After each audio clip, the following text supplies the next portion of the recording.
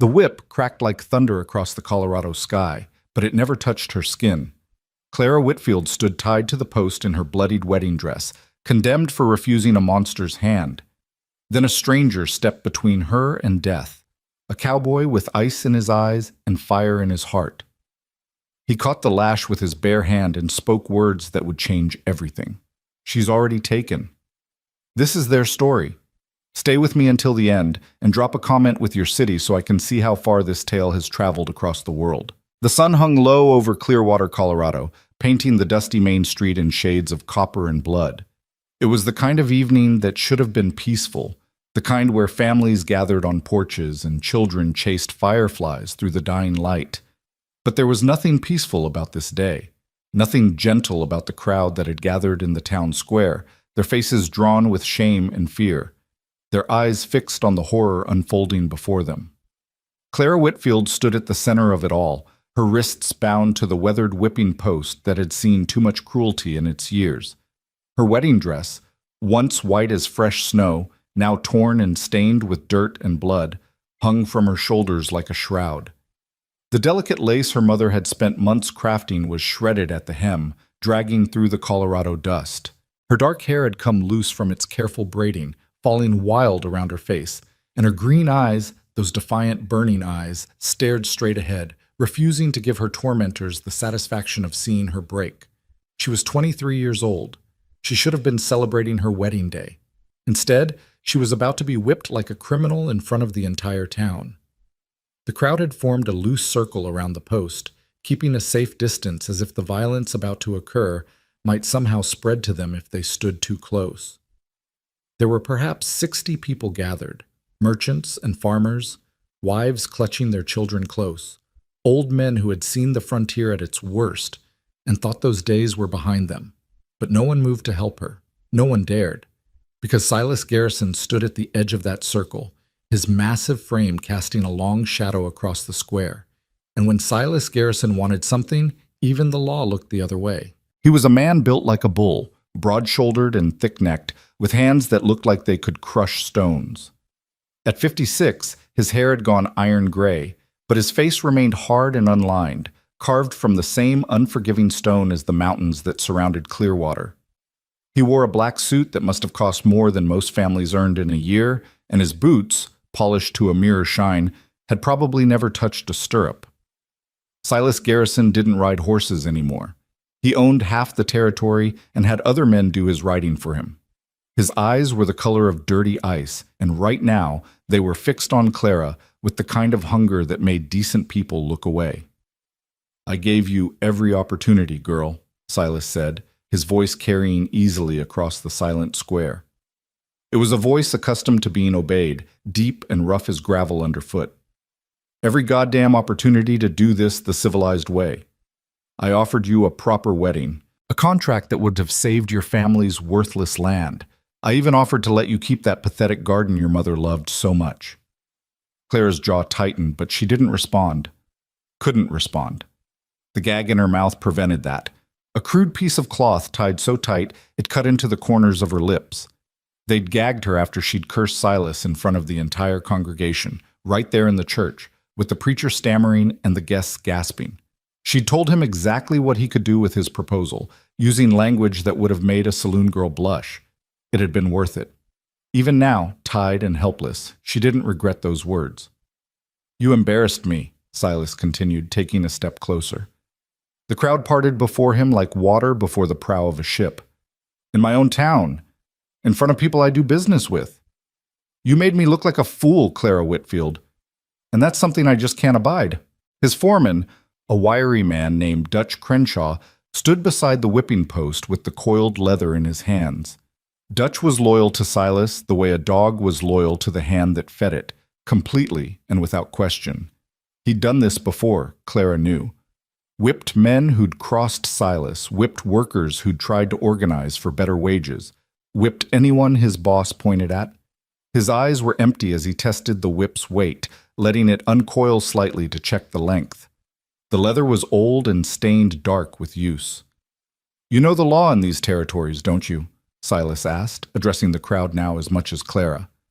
A woman who breaks a binding contract, especially one made before witnesses, she's subject to public punishment. It's right there in the Territorial Code, Section 42, subsection 8. She signed papers agreeing to marry me. Her father signed those same papers before he died. The land deed was the dowry, all legal and proper. That's a damned lie. The shout came from somewhere in the crowd. Old Marcus Webb, who'd known Clara's father, but his voice cracked with age and fear, and when Silas's cold eyes found him, Marcus fell silent, shrinking back into the mass of bodies. Her father was drunk when he signed, someone else muttered, but too quiet for Silas to identify the speaker. Silas smiled, though there was no warmth in it. The law don't care about the circumstances of signing, only that it was done.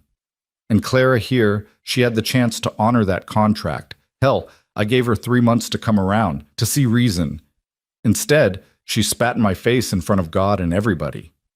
He moved closer to Clara now, close enough that she could smell the whiskey on his breath, and the expensive cologne that couldn't quite cover the scent of his sweat. When he reached out to touch her face, she jerked her head away violently, earning a chuckle from him. "Still got fire," he said appreciatively. "I like that. Truth be told, I still want you, Clara, even after all this. You give me a son, and I'll forget this whole unfortunate incident. We'll start fresh. You'll want for nothing." The muffled sound Clara made through the gag was clearly a refusal, crude and absolute. Silas's smile faded. He stepped back, brushing imaginary dust from his expensive suit. "Suit yourself. Dutch, you know what to do. 10 lashes ought to teach her some humility. And mind you do it proper. I want marks that'll remind her who runs this town every time she looks in a mirror." Dutch nodded once, mechanically. He moved behind Clara, positioning himself for the first strike. The crowd seemed to collectively hold its breath. A woman near the front, Mrs. Patterson from the general store, turned her face away, pulling her daughter close. Men removed their hats, as if preparing for a funeral. Clara closed her eyes. She'd made her choice. She'd rather die with her dignity than live as Silas Garrison's property. Her mother hadn't raised a coward, and her father, drunk as he'd been, weak as he'd become before the fever took him, he wouldn't have wanted this for her. The land could burn, the farm could crumble to dust. Some things mattered more. Dutch raised the whip high, letting it coil back for maximum force. The leather caught the dying sunlight, seeming to glow red for just an instant. Clara braced herself, every muscle in her body tensing for the pain she knew was coming. The whip cracked through the air like a rifle shot, but the scream that followed wasn't Clara's. It was Dutch's. The crowd gasped as one, a collective intake of breath that sounded like wind rushing through a canyon. Clara's eyes snapped open and she saw something she couldn't quite process at first. Dutch stumbling backward, the whip no longer in his hands, blood streaming from a gash across his knuckles. And standing between her and her tormentor, impossibly, was a stranger. He'd appeared as if from nowhere, materializing in that space between the whip's arc and Clara's back. He was tall, taller than Silas, which was saying something, and lean in the way men got when they spent their lives in the saddle with more miles than meals. His clothes were trail-worn, dusty pants, a faded blue shirt, and a leather vest that had seen better years. A hat with a wide brim cast his face in shadow, but Clara could see his jaw, square and set with the kind of determination that came from facing down death more than once. And in his hand, caught and held like a captured snake, was the whip. He'd caught it mid-strike, caught it bare-handed, letting the leather wrap around his forearm, taking the full force of the blow himself. Blood seeped through his sleeve where the whip had bitten flesh, but his grip never wavered. "I believe," the stranger said, his voice quiet but carrying across the silent square with perfect clarity, "you've made a mistake." The accent was frontier American but refined, educated. Not a drifter's drawl, but not city soft either. Something in between. Like a man who'd read books but lived hard. Silas recovered from his shock first. "Who the hell are you? Dutch, get that whip back and—" "Touch her again," the stranger interrupted, his tone still calm, almost conversational. "And I'll wrap this leather around your neck instead of my arm." The threat hung in the air like smoke. Dutch, nursing his bleeding hand, looked to Silas uncertainly. The crowd pressed closer, murmuring now, confusion and curiosity overcoming fear. The stranger turned slightly, and for the first time, Clara saw his face fully. He was younger than she'd expected from his bearing, maybe 30, with features that were more angular than handsome, weathered by sun and wind. But his eyes were the color of winter sky, pale blue and absolutely steady. They were the eyes of a man who'd seen the worst the world could offer and hadn't looked away. Those eyes found hers, held them for just a moment, and something passed between them, some wordless understanding or promise. Then he turned back to Silas. "The lady," he said, with emphasis on the word that made it clear what he thought of men who'd harm women, "is already spoken for." Silas's face darkened to the color of old blood. "The hell she is. She's bound by contract to me, signed and witnessed. You don't know what you're—" "I know exactly what I'm walking into," the stranger said. He released the whip, letting it fall to the dust, and from inside his vest he pulled out a folded paper. "And I know the law. Territorial Code, Section 42, Subsection 12. A prior claim, when properly documented and filed, supersedes any subsequent contract, especially when that subsequent contract was signed under duress by a man not of sound mind." He held up the paper so the crowd could see the official seal at the bottom. Clara couldn't make out the details from where she stood, but she saw Silas's expression change, saw uncertainty flicker across his face for the first time. "That's impossible," Silas said, but his voice had lost some of its certainty. Her father signed the Whitfield farm over to me 6 years ago," the stranger said calmly, "when he still had his wits about him, before the drink took him. It's all legal and recorded in Denver. The land, the house, the livestock, and—" He paused, his eyes never leaving Silas's face. "His daughter's hand in marriage, should she agree when she came of age." The lie was perfect. Absolutely, completely perfect. Clara's mind reeled, trying to understand what was happening. She'd never seen this man before in her life. Her father had never mentioned selling the farm to anyone, but the stranger spoke with such confidence, such authority, that even she almost believed it. "She came of age 3 years ago," the stranger continued. "We've been corresponding by letter ever since, making arrangements. I came to Clearwater to finally claim what's mine, my land and my bride. And I find her tied to a post like a criminal, about to be brutalized by a man with a fake contract and a false claim." "That's a goddamn lie," Silas roared, finally finding his voice. "I've seen every land deed in this county. There's no such—" "Because it was filed in Denver, not here. Your influence doesn't reach that far, Garrison. Not yet, anyway." The stranger's smile was thin and sharp.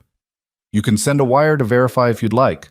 The clerk's office will confirm every word, though I suspect by the time you get a response, your 30-day window to contest will have expired." It was a bluff. It had to be. But it was delivered with such perfect conviction that the crowd was already shifting, already believing. Clara could see it in their faces. The hope that someone had finally stood up to Silas Garrison, the relief that they might not have to witness something that would haunt them. Silas's jaw worked silently for a moment. Then he turned to Dutch. "Check his papers. Tear them up if you have to, but—" The stranger's hand moved to his hip, and suddenly there was a gun in his palm, drawn so fast that Clara barely saw the movement. It was a Colt Peacemaker, well-maintained and clearly not just for show. He didn't point it at anyone, just held it loose and ready. "I wouldn't recommend that," he said mildly. "This is a legal matter now, not a personal one. You push it further, and you're the one breaking the law, not me." The standoff stretched out, tense and fragile. Silas's face was purple with rage, but Clara could see him calculating, weighing his options. He was a businessman first, always had been. Reputation mattered, but profit mattered more, and getting into a gunfight over a woman, especially when there were witnesses and legal documents involved, that was bad for business. "This isn't over," Silas said finally, his voice low and dangerous. "Those papers, I'll have them examined by every lawyer from here to Santa Fe. If there's a single thing wrong with them, if this is fraud, then you'll have legal recourse," the stranger agreed pleasantly. "That's how civilization works, Garrison. You should try it sometime instead of whipping women in the street." The crowd murmured at that, and Clara saw something shift in Silas's eyes. The realization that this had damaged him, that his authority in Clearwater had just taken a blow it might not recover from. "Dutch," Silas snapped. "We're leaving. But you," he pointed at the stranger, "you'd better watch your back. Accidents happen on the frontier. Men disappear." "They do indeed," the stranger agreed, his voice still calm. "Usually men who make threats, they can't back up." Silas turned on his heel and stalked away, Dutch and his other men falling in behind him. The crowd parted quickly, not wanting to be associated with his retreat. Within moments, the square was clearing, people drifting away in twos and threes, whispering excitedly about what they'd just witnessed. The stranger waited until Silas was out of sight before holstering his gun. Then he turned to Clara, and his expression softened slightly. "I'm going to remove that gag now," he said quietly. "Try not to scream. We've had enough drama for one evening." He moved behind the post and Clara felt his hands, gentle despite their roughness, working at the knot. The gag came free, and she gasped, working her jaw to ease the ache. "Who are you?" she managed, her voice hoarse. "Luke Carver," he said, moving to untie her wrists. "And before you ask, no, your father didn't sign anything over to me. Those papers are forgeries, good ones, but forgeries nonetheless. I figure we've got maybe a week before Garrison's lawyers prove it." Clara's wrists came free, and she stumbled forward, her legs weak from standing so long. Luke caught her elbow, steadying her. "Then why?" she asked, confusion and gratitude warring in her chest. "Why would you risk yourself for a stranger? If those papers are fake, Silas will—" "Kill me?" Luke finished. "Maybe. Probably. But I've been on borrowed time for a while now anyway, and I couldn't—" He paused, something dark passing across his face. "I couldn't watch another innocent person suffer at the hands of a powerful man. Not again. Not when I could stop it." There was a story there, Clara realized. Pain buried deep, old wounds that hadn't healed. But before she could ask, Luke was already moving, scanning the square. "We need to leave," he said. "Now, before Garrison has time to think this through and come back with more men. Can you ride?" Yes, but I don't have—" "There's a horse tied behind the general store. Black mare, white star on her forehead. She's gentle. Can you make it there without falling?" Clara nodded, though truthfully she wasn't sure. Her whole body was shaking with reaction, fear, relief, confusion, all mixing together until she felt dizzy. Luke must have seen it in her face because he swore quietly and in one smooth motion swept her up into his arms. Clara let out a small sound of surprise, but didn't protest. She didn't have the strength. "Where are we going?" she asked as he carried her quickly through the darkening streets, avoiding the main roads. "My place," Luke said. "About 10 miles north, up in the foothills. It's not much, but it's defensible, and Garrison doesn't know about it yet. You'll be safe there, at least for a while." "And then what?" Luke's jaw tightened. "Then we figure out how to turn a lie into the truth. Or we run. Either way, we've got some decisions to make." They reached the horse, exactly as he'd described, and Luke set Clara down gently before untying the reins. The mare nickered softly, and Luke murmured something soothing to her before turning back to Clara. "I know this is all happening too fast," he said. "I know you've got no reason to trust me. But right now, I'm the only thing standing between you and Silas Garrison. So I'm asking you to trust me for just tonight, just until we're somewhere safe. Then you can ask all your questions, and I'll answer every damn one of them. Deal?" Clara looked at him, this stranger who'd appeared like something out of a dime novel, who'd risked his life for someone he'd never met, who'd somehow known exactly what to say and do to stop the unstoppable Silas Garrison. His arm was still bleeding from where the whip had struck, soaking through his sleeve, but he hadn't so much as flinched. "Deal," she whispered. Luke nodded once, then swung up into the saddle with easy grace. He offered his hand down to Clara, and she took it, letting him pull her up behind him. She had to hitch up her ruined wedding dress to sit properly, and she felt absurdly aware of the impropriety of it, riding behind a strange man, her arms wrapped around his waist, in a torn dress that showed her petticoats. But propriety seemed like a small concern when the alternative had been a whipping post and a forced marriage to a monster. "Hold tight," Luke said, and then they were moving, the mare's hooves kicking up dust as they left Clearwater behind. Clara pressed her face against Luke's back, feeling the solid warmth of him, the steady rhythm of his breathing. Behind them, the town grew smaller, its lights beginning to flicker on against the gathering darkness.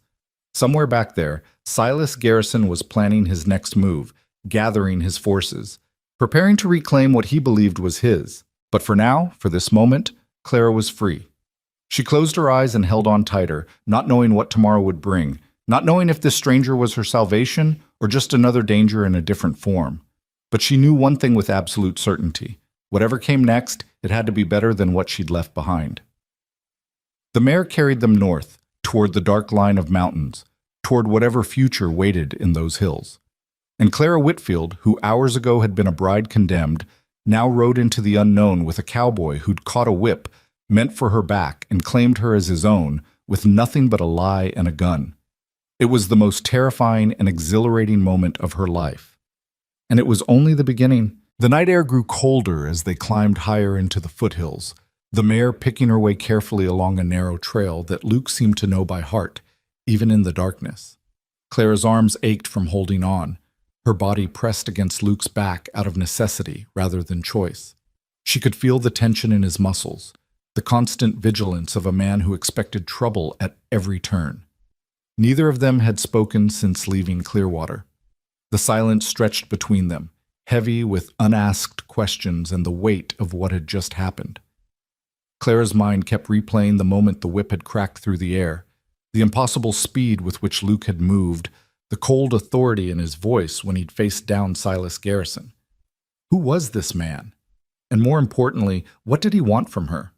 The trail wound through stands of ponderosa pine, their scent sharp and clean in the mountain air. Occasionally, Clara caught glimpses of Clearwater far below, its scattered lights looking small and distant, like fallen stars.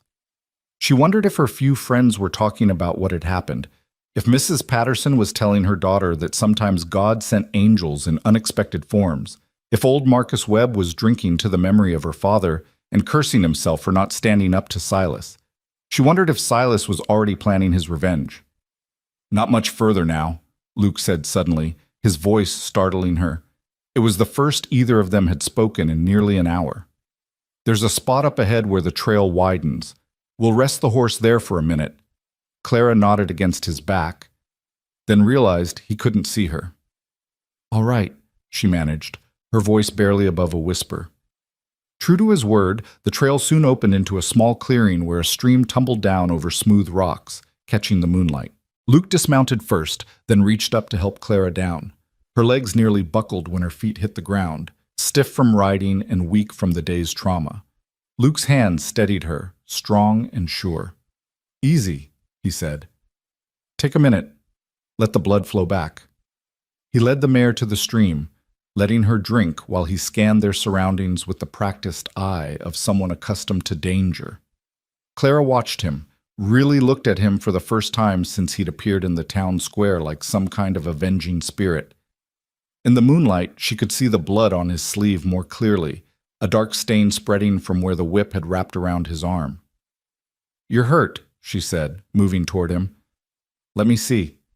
Luke glanced down at his arm as if he'd forgotten about it. "It's nothing. I've had worse." "That's not an answer," Clara said, surprised by the firmness in her own voice. "You took a blow meant for me. The least I can do is bandage it properly." For a moment, Luke looked like he might argue. Then something in his expression shifted, and he nodded. "There's supplies in the saddlebag. Clean cloth, at least." Clara found the cloth and a small flask of what turned out to be whiskey. She wet a piece of the fabric with water from the stream, then turned to Luke. "I need to see the wound properly.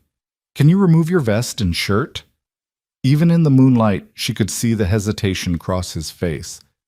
But he complied, shrugging out of the vest and then carefully peeling away the shirt. The fabric stuck where blood had dried, and Clara heard his sharp intake of breath as it pulled free. What she saw made her gasp. The whip had torn a gash across his forearm, deep and ugly, but that wasn't what shocked her. Luke's torso was a map of old violence. Scars crisscrossed his ribs and back, some thin and precise like knife wounds, others puckered and irregular like bullet holes. There was a particularly brutal scar that ran from his left shoulder blade down to his lower back, as if someone had tried to fillet him like a fish. "Jesus, Mary and Joseph," Clara breathed. "What happened to you?" Luke's jaw tightened. Long story, we don't have time for it tonight. But Clara was already working, cleaning the whip wound with gentle efficiency that came from years of tending to her father's injuries. Though his had usually been self-inflicted falls brought on by too much whiskey, this was different. This was violence done by another human being. "This is going to hurt," she warned, uncapping the flask. "They always say that right before—" Luke's words cut off in a hiss as she poured the whiskey over the wound. To his credit, he didn't pull away, just stood rigid while she worked. "You could have died today," Clara said quietly, wrapping the clean cloth around his arm with practiced hands. "That whip could have opened an artery. And even if it hadn't, interfering with Silas Garrison's business, men have been killed for less." "I know." "Then why did you do it?" The question burst from her, all the confusion and fear and gratitude of the past hours compressed into those 5 words. "Why would you risk your life for someone you've never met? Those papers you showed Silas, you said they were forgeries, which means you came to Clearwater knowing you might have to face him down with nothing but a lie. Why?" Luke was quiet for a long moment, staring out at the darkness beyond the clearing. When he finally spoke, his voice was rough with old pain. 3 years ago, I was working as a ranch hand down in New Mexico territory. Place called the Broken Spur, owned by a man named Cyrus Kendall, rich as sin and twice as mean. He took a shine to one of the Mexican girls who worked in his kitchen, Rosa. She was maybe 17, pretty thing, scared of her own shadow. Cyrus decided he wanted her, and what Cyrus wanted, he took. Clara's hand stilled on the bandage, but she didn't interrupt. Rosa's brother Miguel, he tried to stop it, stood up to Cyrus right there in the main house, told him to leave his sister alone. I was in the bunkhouse when I heard the commotion. By the time I got there, Luke's voice cracked slightly. Cyrus had his men hold Miguel down while he beat him. Then he had them tie him to the hitching post out front and took a whip to him. Said it was about teaching respect, about knowing your place. "My God," Clara whispered. "I didn't do anything," Luke continued, and the self-loathing in his voice was palpable. "I stood there with all the other hands, and I watched it happen. Told myself it wasn't my business, that getting involved would just get me killed too." Miguel took 20 lashes before he passed out. They left him there all night. He died before sunrise. The silence that followed was broken only by the sound of the stream and the mare's quiet breathing. Clara finished tying off the bandage, her hands shaking slightly. "Rosa disappeared that same night," Luke said. "Ran off into the desert rather than face what Cyrus had planned for her. They found her body 2 weeks later, about 15 miles from the ranch. Exposure got her. She was still wearing her kitchen apron." "It wasn't your fault," Clara said softly, though she knew the words wouldn't help. "You couldn't have known—" "I could have done something," Luke cut her off, his voice sharp with old anger. "I had a gun, I had a horse. I could have stood with Miguel or helped Rosa run or put a bullet in Cyrus Kendall's black heart while he slept. But I didn't. I told myself it wasn't my fight, that survival meant keeping your head down and your mouth shut." He turned to face her then, and in the moonlight his eyes were hard and bright. "I left the Broken Spur the next day. Couldn't stand to be there. Couldn't look at myself in a mirror without seeing Miguel tied to that post, or Rosa stumbling through the desert until her heart gave out. I swore that if I ever saw something like that again, if I ever had the chance to stand between a bully and an innocent person, I wouldn't hesitate. I wouldn't be a coward twice." Clara understood then. Understood the scars on his body and the deeper ones she couldn't see. Luke Carver was a man trying to outrun his ghosts, carrying guilt that would never fully fade. "So when you saw me tied to that post," she began, "I saw Rosa. I saw Miguel. I saw every person I've failed to protect because I was too concerned with my own skin." Luke pulled his shirt back on carefully, wincing as the fabric touched his bandaged arm. "I know it doesn't make sense, risking my life for a stranger based on forgeries and a fast draw, but sense went out the window the moment I saw Silas Garrison preparing to do to you what Cyrus did to Miguel." Clara felt something shift in her chest, a strange mixture of sorrow for this broken, brave man and gratitude that his demons had driven him to save her. She reached out and touched his hand, the first time she'd initiated contact. "Thank you," she said simply, "for being a better man this time, for not looking away. Luke's fingers curled around hers, warm and calloused. Don't thank me yet. All I've done is buy you time and paint a target on both our backs. Garrison won't let this stand. Once his lawyers prove those papers are fake, and they will, he'll come for both of us. Then what do we do? Luke helped her back onto the mare, then swung up behind her this time, his arms coming around her to hold the reins. The change in position meant Clara could lean back against his chest, could feel the steady beat of his heart against her shoulder blade. We have options, he said as they started moving again, following the trail higher into the mountains. First option, we run. I've got enough saved to get us to California, maybe Oregon. New names, new lives, far enough away that Garrison's reach won't extend. You'd be free of him. But always looking over my shoulder, Clara said, always wondering if he'd found us. True. Second option, we make the lie true. File the real papers, make our arrangement legal and binding. If we're actually married and I actually own your father's land, then Garrison's claim becomes null. He'd have no legal recourse. Clara's breath caught. You'd marry me? For real? It'd be a business arrangement, Luke said quickly. Legal protection for you, nothing more. We could maintain separate lives, separate rooms. After enough time passes and Garrison loses interest, we could annul it quietly. You'd be free to live your life however you choose. There was something in his voice, some careful neutrality that told Clara this suggestion cost him more than he was letting on. She thought about what that would mean, binding herself to another stranger, even one who'd saved her life. Trading one cage for another, even if this one had an open door. And the third option? She asked. Luke was quiet for a moment. The third option is the dangerous one. We stay and fight. We find a way to discredit Garrison, to break his hold on Clearwater. Maybe expose whatever illegal dealings he's involved in. And a man like that is always involved in something illegal. We turn the tables, make him the one who needs to run. That could take months, Clara said. Years even. And like you said, it's dangerous. It is. But it's also the only option that actually solves the problem instead of just running from it. Other women have probably suffered at Garrison's hands. Other families been ruined by his greed. Someone needs to stand against him eventually. Clara closed her eyes, feeling the sway of the horse beneath her, the solid warmth of Luke at her back. 3 options, each with its own risks and costs. Freedom bought with constant fear, protection purchased with a false marriage, or justice sought at the price of danger. I need time to think, she said finally. You'll have it. We've got at least a few days before Garrison makes his move. Use them to decide what you want, Clara. This is your life. Don't let me or Garrison or anyone else make your choices for you. The trail began to level out, and Clara saw lights ahead, a small cabin nestled against the mountainside, smoke rising from its chimney. It was humble, maybe 4 rooms at most, with a small barn off to one side and a corral that held 2 more horses. Home, Luke said, and there was something almost apologetic in his voice. It's not much, but it's mine.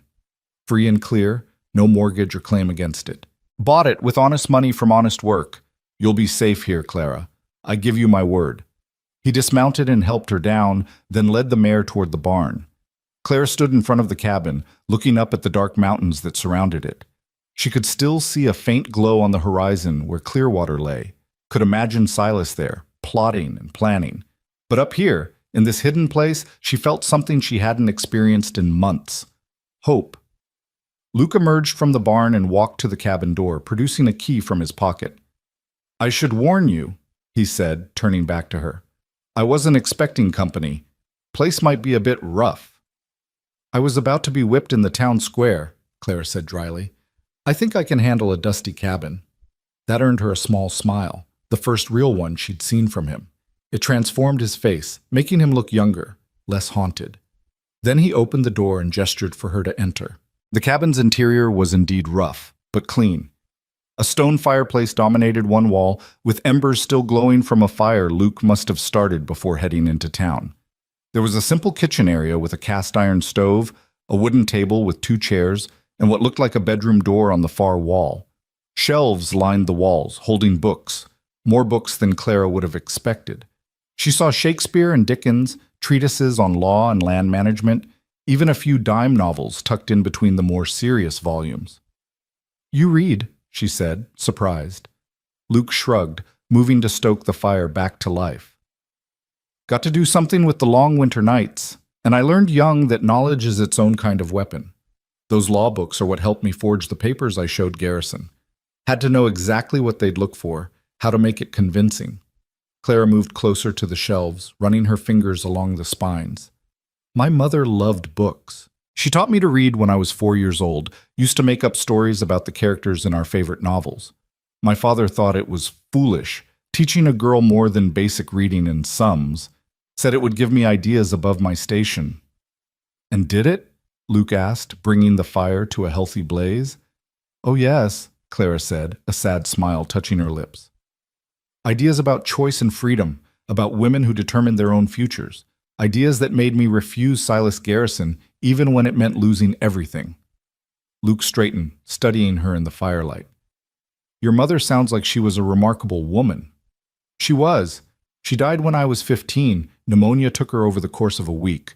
After that, my father just gave up. Started drinking more, caring less. The farm fell apart. The debts piled up. By the time he died last year, there was nothing left but the land itself. And apparently even that wasn't really ours anymore. The bitterness in her voice surprised her. She'd thought she'd made peace with her father's weakness, with the way he'd drunk himself to death, and left her with nothing but problems. But standing here in Luke's cabin, safe for the first time in months, the anger bubbled up fresh and hot. He signed that contract with Garrison 3 months before he died, she continued. Came home one night, drunk as always, and told me I was to marry Silas come spring. Said it was all arranged, that Silas would pay off the debts, and I'd want for nothing. When I refused, he hit me. First time he'd ever raised a hand to me. He cried after, apologized, but the damage was done. Then he died, and I thought maybe I could contest the contract, claim it was signed under duress or while he was intoxicated. But Garrison had witnesses, all his men, swearing my father was sober and willing. Paid witnesses, Luke said. Of course. But their word against mine, a young unmarried woman with no money and no family? I never had a chance. Clara turned away from the books, wrapping her arms around herself. I tried to run, twice. First time Garrison's men caught me before I made it 5 miles. Second time I made it all the way to Denver. Thought I'd lost them. Got a job in a boarding house. Started to think maybe I'd escaped. Then one night Dutch showed up at my door with 2 other men. Dragged me back to Clearwater, and Garrison locked me in a room above the saloon for 2 weeks to think about my choices. Luke's hands clenched into fists. He imprisoned you? He called it protective custody, said I was clearly unstable, prone to fits of hysteria, and he was just keeping me safe until the wedding. The whole town knew, but no one did anything. Sheriff Hayes is in Garrison's pocket, and the circuit judge won't be through for another month. I was trapped. How did you get out? Clara laughed, but there was no humor in it. Mrs. Patterson, sweet, timid Mrs. Patterson who looks like she'd faint at the sight of blood. She snuck me a key and a horse, told me to run as far as I could. But I was stupid. Instead of running, I went to the church. Thought maybe I could convince Reverend Thomas to help me, to refuse to perform the ceremony. I was there when Garrison arrived with half the town. He said we were getting married right then, willing or not. That's when I cursed him in front of God and everybody. She could still remember the feeling, the reckless, liberating fury of finally speaking her mind, of putting words to all the rage and fear she'd been swallowing for months. It had felt like flying, right up until Garrison's face had gone purple, and he'd ordered her tied to the whipping post. Mrs. Patterson will be in danger now, Clara realized suddenly. If Garrison finds out she helped me, he won't, Luke said firmly. Far as anyone knows, you escaped on your own and I just happened to show up at the right time. We'll keep it that way. Clara nodded, but worry gnawed at her. Garrison had ways of finding things out, of extracting information from people who thought they could keep secrets. You should rest, Luke said, gesturing to the bedroom door. Take my bed. I'll sleep out here by the fire. I can't take your bed, Clara protested. This is your home. I'll sleep. You'll sleep in a proper bed, Luke interrupted, his tone brooking no argument. After what you've been through today, you deserve at least that much comfort. Besides, I'm used to sleeping rough. A bedroll by the fire is luxury compared to some places I've laid my head. Clara wanted to argue further, but exhaustion was catching up with her now that the immediate danger had passed. Her whole body ached, and the torn wedding dress felt like it weighed 1,000 pounds. "All right," she conceded, "but tomorrow we'll work out a better arrangement. I won't be a burden to you, Luke Carver. You saved my life, but that doesn't mean I'm going to take advantage of your hospitality." Something flickered in Luke's expression, respect maybe, or recognition. "You're not what I expected," he said. "What did you expect?" "Someone who needed saving, a victim waiting for a hero." He shook his head slightly. "But you're not that. You're a survivor. You would have found a way out eventually, even if I hadn't shown up." "Maybe," Clara said, "but I'm grateful I didn't have to find out. Good night, Luke, and thank you for everything." She moved toward the bedroom, then paused at the door. "Those three options you mentioned earlier, running, false marriage, or fighting back. You said I should take time to decide, but I think I already know which one I want." Luke looked at her, waiting. "I want to fight," Clara said. "Garrison has hurt too many people, controlled too many lives. Maybe I can't bring down his whole empire, but I can at least try to free myself from it properly. And if that helps others along the way, so much the better." A slow smile spread across Luke's face. "That's going to be dangerous, Clara. You understand that? Garrison won't just roll over. He'll come at us with everything he has." "I know, but I'm tired of being afraid, tired of running, and besides," she matched his smile with one of her own, "I've got a cowboy with a fast draw and a talent for forgery on my side. That's got to count for something." "It's a start," Luke agreed. "Get some rest. Tomorrow we'll start planning how to take down one of the most powerful men in Colorado territory." Clara entered the bedroom and closed the door behind her. The room was simple: a bed with clean sheets, a dresser, a washstand with a basin and pitcher of water. A window looked out over the dark valley, and she could see stars scattered across the sky like diamonds on black velvet. She stripped off the ruined wedding dress, leaving it in a heap on the floor. Tomorrow she'd burn it, watch it turn to ash and smoke. Tonight, she just wanted to forget it existed. The water in the pitcher was cold, but Clara didn't care. She washed away the dust and dried blood, the touch of Silas Garrison's hands on her face, the memory of rough rope around her wrists.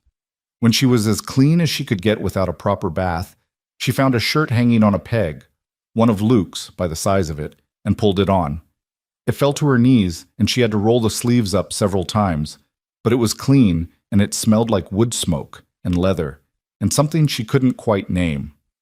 She climbed into the bed, and despite everything, the danger, the uncertainty, the impossibility of her situation, she felt safe. The sheets smelled like Luke too, and the pillow was soft beneath her head. Through the door she could hear him moving around the main room, the crackle of the fire, the clink of what might have been a coffee cup. Clara closed her eyes and let herself drift. Tomorrow would bring new challenges, new fears. Garrison wouldn't give up easily, and the forged papers that had saved her today would eventually be exposed as lies. But Luke had given her something precious: time.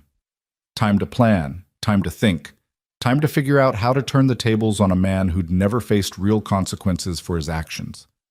As sleep began to claim her, Clara's last conscious thought was of Luke standing in the town square, catching the whip meant for her back, his eyes cold as winter and his voice steady as stone. "She's already taken," he'd said, "already spoken for." It had been a lie then. But maybe, Clara thought, as darkness took her, it didn't have to stay one. In the main room, Luke sat by the fire with a cup of whiskey, staring into the flames. His arm throbbed where the whip had struck, and his old scars ached the way they always did when weather was changing. But physical pain was nothing new. He'd learned to live with it, to use it as a reminder that he was still alive, still capable of feeling. What he wasn't accustomed to was the protective fury that had consumed him when he'd seen Clara tied to that post. He'd told her about Miguel and Rosa, about the guilt that had driven him to intervene, but he hadn't told her everything. Hadn't told her how his hands had shaken when he'd stepped between her and Dutch's whip, or how close he'd come to putting a bullet in Silas Garrison's head right there in front of the whole town. Luke took a long drink, letting the whiskey burn down his throat. He'd thought he was past this, past caring about anything beyond his own survival, past feeling anything but the dull ache of old regrets. But Clara had changed that in the space of a few hours. Her defiance, her courage, the way she'd stood there waiting for the lash rather than submit to Garrison's will. It had awakened something in him he'd thought long dead. It was dangerous, this feeling. Dangerous for him and potentially fatal for her, because men like Silas Garrison didn't lose gracefully, and when they struck back, they aimed to destroy everything in their path. Luke's forged papers would buy them a week at most. After that, Garrison would come with lawyers and guns, and Luke would have to be ready. Would have to be smart and fast and ruthless in ways he'd tried to leave behind. He stood and moved to the window, looking out at the darkness. Somewhere down there, Garrison was planning. Somewhere, Dutch was nursing his injured hand and dreaming of revenge. Somewhere, the wheels of violence and retribution were already turning. But up here, in this cabin hidden in the mountains, Clara Whitfield was finally sleeping without fear. And Luke Carver, for all his sins and scars, had done that. Had given her one night of peace. It wasn't redemption. Not even close. But it was something. Luke finished his whiskey and set the cup aside. Then he pulled his bedroll closer to the fire, checked that his gun was loaded and within easy reach, and settled in for a long night of watching and waiting. Because morning would come soon enough, bringing with it all the complications they'd deferred in the desperate flight from Clearwater. And Luke had a feeling that the real fight, the one that would determine whether Clara lived free or died trying, was only just beginning. Dawn broke cold and clear over the mountains, spilling golden light through the cabin windows and pulling Clara from the first dreamless sleep she'd had in months. For a brief, disoriented moment, she didn't remember where she was. Then it all came rushing back. The whipping post, Luke's intervention, the desperate ride through the darkness. She sat up quickly, Luke's oversized shirt tangling around her legs, and listened. The cabin was silent except for the crackling of a fire that must have been recently stoked. Clara slipped out of bed and moved to the window, peering out at the valley below. Morning mist clung to the hollows, and she could see the faint ribbon of the trail they'd followed last night. No riders, no dust clouds, no signs of pursuit. Yet, she found her ruined wedding dress where she'd left it and stared at it for a long moment, feeling a complicated mix of emotions. Part of her wanted to burn it immediately, to watch the symbol of her near enslavement turn to ash. But another part recognized that it might be useful evidence later, proof of what Garrison had tried to do. She folded it carefully and set it aside, then splashed cold water on her face from the basin. When she emerged from the bedroom, she found Luke at the stove, cooking what smelled like bacon and coffee. He'd changed his shirt, and she could see fresh blood seeping through the bandage on his arm. He glanced up when he heard her, and something shifted in his expression, surprise maybe, at seeing her in his shirt with her hair loose around her shoulders. "Morning," he said, his voice carefully neutral. "Hope you don't mind. I figured we both needed a proper breakfast before we start tackling today's problems." "I don't mind," Clara said, suddenly aware of how intimate this felt. Standing in a man's kitchen wearing his clothes, watching him cook for her. "How's your arm?" "Been worse." Luke turned back to the stove, flipping bacon with practiced ease. "There's a trunk in the bedroom with some clothes that might fit you better than my shirt. They belong to someone else, but they're clean and serviceable." Clara heard the hesitation, the story he wasn't telling. A woman's clothes in a bachelor's cabin meant history, meant pain. She didn't press. "Thank you," she said instead. "I'll look after breakfast." They ate in companionable silence, both of them hungry enough that conversation could wait. The bacon was crispy, the coffee strong and bitter, and there were biscuits that Luke must have made before dawn. Clara found herself watching him between bites, noting the economy of his movements, the way his eyes constantly flickered to the windows as if expecting trouble. "You didn't sleep much, did you?" she asked finally. Luke shrugged. "Enough. I'm used to keeping watch. Old habit from the war." "You fought?" "For a while. Union cavalry, until I took a saber across the ribs and they sent me home to recover. By the time I was healed, the war was over. Probably saved my life, that wound." He touched his side absently, where Clara knew one of those old scars must be. "A lot of my unit didn't make it to Appomattox." Clara set down her coffee cup. "Is that where you learned to move so fast? To draw like you did yesterday?" "Partly. The war taught me violence. What came after taught me survival. Luke stood and began clearing the dishes. But we should talk about what happens now. About the choice you made last night. To fight, Clara said. I meant it, Luke. I want to bring Garrison down. I know you did, and I respect that. But you need to understand what you're choosing. Garrison isn't just powerful. He's connected. He's got the sheriff in his pocket, half the county commissioners on his payroll, and probably a dozen other officials who owe him favors. Taking him on means going up against the entire corrupt system he's built. So we expose that system, Clara said. Show people what he really is. People already know what he is. They just don't care as long as it's not happening to them. Luke leaned against the counter, crossing his arms. But there might be a way. Garrison's power comes from two sources, his money and his reputation. We can't touch his money directly. He's got that locked up tighter than a bank vault. But his reputation, that's vulnerable. Clara leaned forward, interested. How? Men like Garrison, they build their empires on the appearance of respectability. Sure, everyone knows he's ruthless, maybe even cruel, but as long as he operates within the letter of the law, or appears to, he maintains that veneer of legitimacy. The contracts, the legal proceedings, the public displays like yesterday's attempted whipping. It's all about making his cruelty look justified. But it's not, Clara said. The contract he forced my father to sign was legal enough to stand up in court, unfortunately. Even if we proved your father was drunk when he signed it, Garrison has witnesses swearing otherwise. That's the genius of his system. He makes his victims complicit in their own destruction. Clara felt frustration rising. Then how do we fight that? If the law protects him and people are too afraid to stand against him, we find what he's hiding, Luke said. Every man has secrets, Clara. Things he doesn't want the world to know. Garrison projects this image of a successful businessman, a pillar of the community. But I'd bet my last dollar there's something rotten underneath. Something that would turn even his bought and paid for supporters against him if it came to light. What kind of something? Luke moved to the window, scanning the valley again. Could be anything. Embezzlement from the town funds, claim jumping on federal land. Maybe he's running schemes that cross state lines, which would bring in federal marshals. Or maybe it's something personal, a family he abandoned, a crime from his past.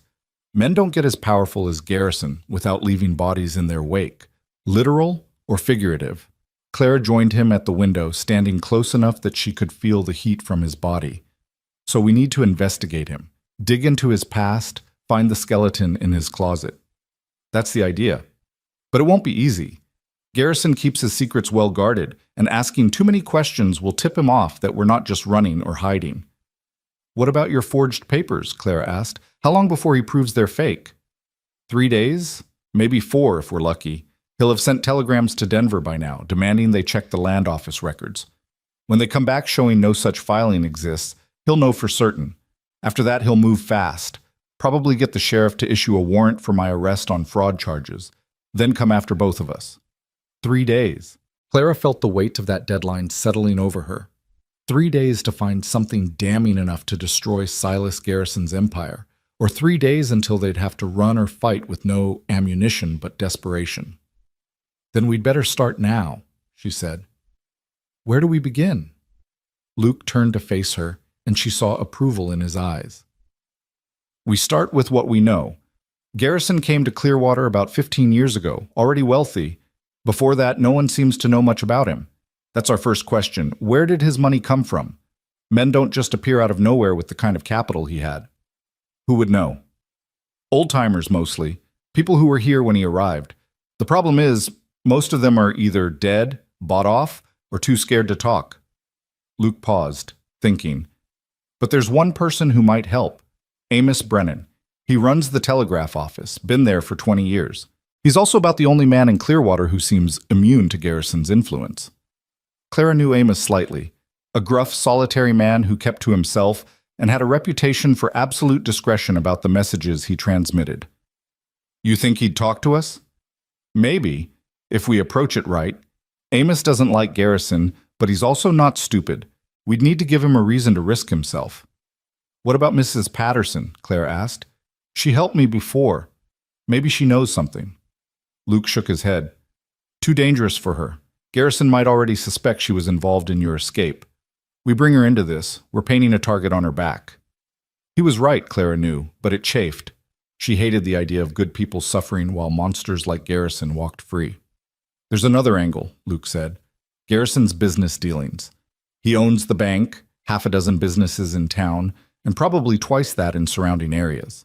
That kind of expansion requires documentation. Loan papers, property deeds, business licenses. If there's fraud anywhere in his empire, it'll be in those records. How do we get access to them? The county clerk's office keeps copies of all property transactions. It's public record technically, but I doubt Garrison would let us just walk in and start browsing through his files. Clara thought for a moment. What if we didn't walk in? What if we broke in? Luke raised an eyebrow. Breaking into a government building is a serious crime, Clara. We get caught. Garrison won't need fake charges to throw us in jail. But if we don't get caught, we might find exactly what we need. Clara felt energy building inside her, the same reckless courage that had driven her to curse Garrison in the church. The clerk's office is in the town hall, right? Next to the sheriff's office? Which makes it incredibly dangerous. Or incredibly perfect. Everyone would assume we'd never be stupid enough to break in right under Sheriff Hayes' nose. They won't be watching for it. Luke studied her for a long moment, and Clara could see him weighing the risks, calculating odds. Finally, he nodded slowly. It's insane. Completely, utterly insane. Which means it might just work. But we'd need to plan it carefully. The town hall locks up at sunset, and Hayes usually does a round every 2 hours through the night. So we go in between rounds. 2 hours should be enough time to search the files. Assuming we can pick the lock, avoid making noise and get out before Hayes comes back. Luke moved to the table and pulled out paper and a pencil. We'll need to scout it first, figure out the layout, identify any problems. I know the layout, Clara said. I've been in the clerk's office before, when my father was alive and still managing the farm properly. The property records are filed by year and then alphabetically by owner name. Garrison's files would be in multiple years, but they'd be together in each section. Luke began sketching a rough map of the town hall. Tell me everything you remember. Every detail could matter. For the next hour, they planned. Clara described the clerk's office, the rows of filing cabinets, the desk where the clerk worked, the windows that looked out onto the street. Luke added details about the sheriff's office, the patrol patterns he'd observed, the blind spots in the building's security. We'll need a distraction, Luke said finally. Something to pull Hayes away from the town hall if he decides to make an early round. What kind of distraction? I'm thinking of fire. Nothing dangerous, just enough smoke to get attention. Maybe in one of the empty buildings on the east end of town. Hayes will have to respond, and it'll give us the time we need. Clara felt a flutter of nerves. This was real. They were actually planning to break into the town hall, to steal records that might bring down Silas Garrison. If they succeeded, it could change everything. If they failed... When? She asked. Tonight.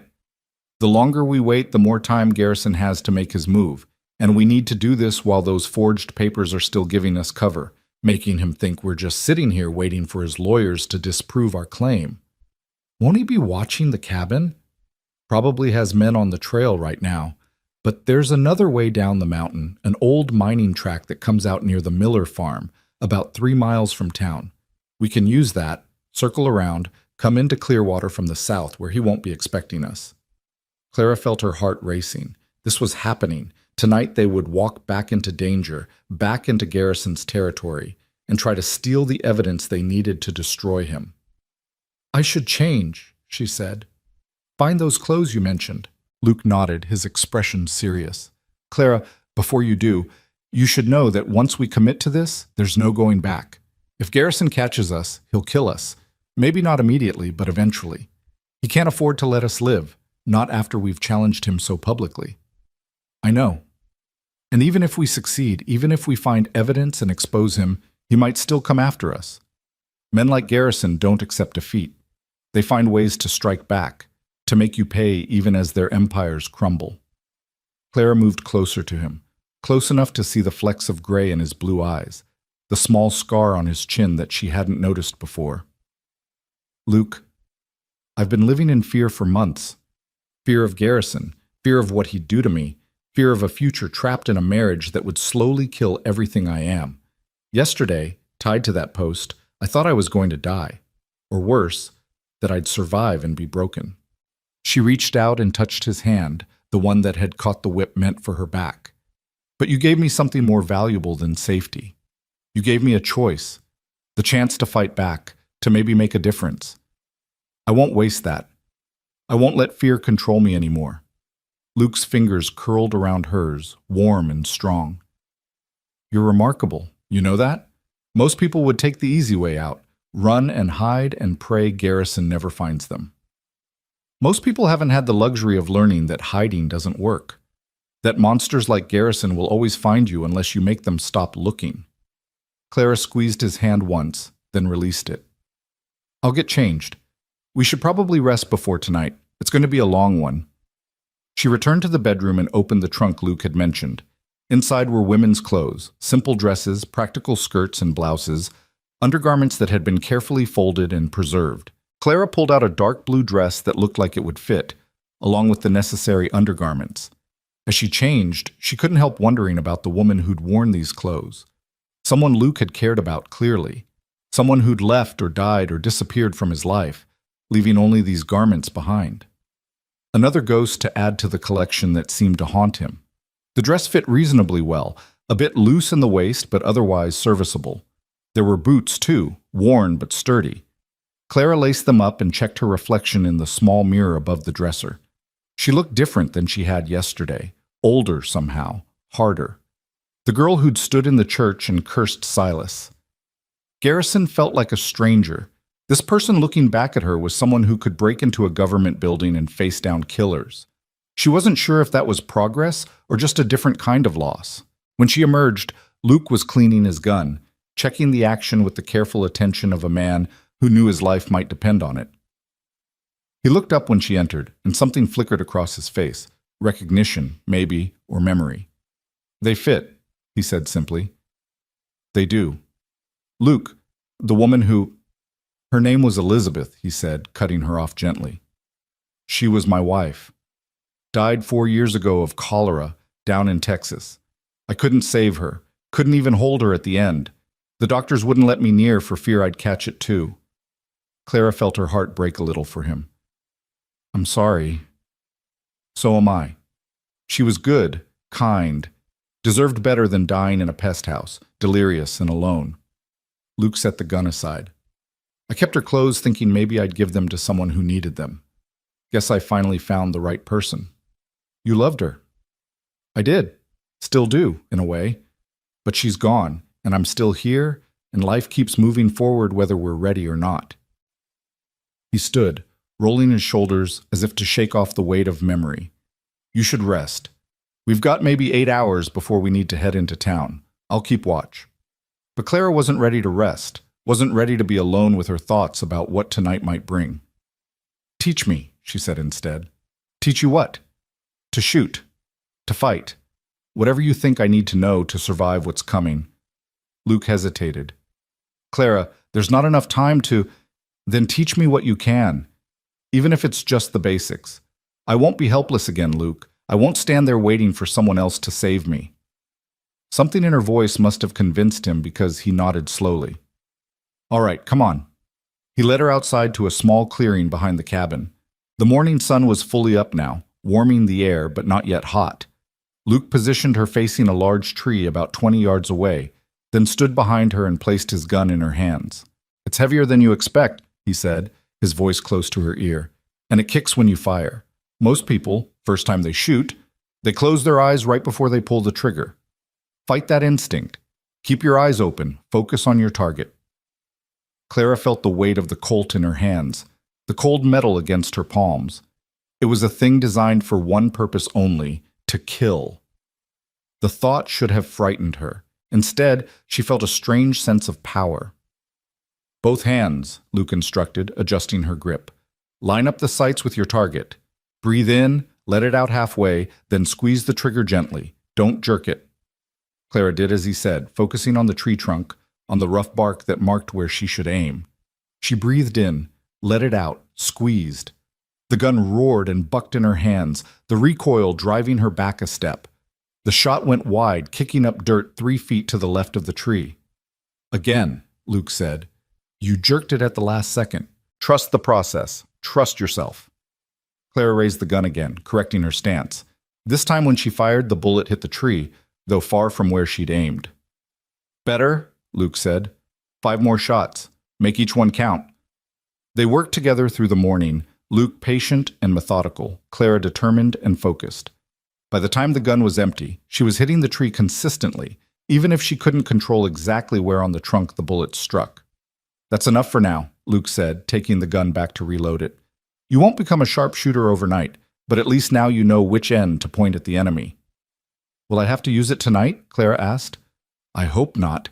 Best scenario, we get in and out without anyone knowing we were there. But if things go wrong, if we're cornered... He trailed off, meeting her eyes. Could you pull the trigger if you had to? If it was Garrison or Dutch or one of his men, and it was you or them? Clara thought about it honestly. Could she take a human life? Could she look another person in the eye and end them? 2 days ago, she would have said no, but that was before the whipping post, before she'd felt the absolute powerlessness of being at someone's mercy. Yes, she said. If it meant staying free, staying alive, yes, I could. Luke nodded, seeming satisfied with her answer. Then let's hope it doesn't come to that. Come on, let's head back inside. You should eat something, then rest. I'll wake you in the afternoon and we'll go over the plan again. But as they walked back to the cabin, Clara felt Luke tense beside her. His hand moved to his gun and his eyes locked on something in the distance. What is it? Clara asked, following his gaze. Ryder, Luke said quietly, coming up the main trail, moving fast. Clara's heart jumped into her throat. Garrison's men? Maybe. Get inside. If this goes bad, there's a rifle above the fireplace and extra ammunition in the drawer of the bedside table. You remember what I taught you? Yes. Good. Now go. Clara wanted to argue, wanted to stand beside him, but she recognized the tone in his voice, the one that said this wasn't negotiable. She hurried inside and positioned herself by the window where she could see without being easily seen. The rider was closer now, and Clara could make out more details. It was a woman, she realized with surprise, riding astride in a way that would scandalize the proper ladies of Clearwater. As she drew near, Clara recognized her. Mrs. Patterson. Luke must have recognized her too because he relaxed slightly, though he didn't move his hand from his gun.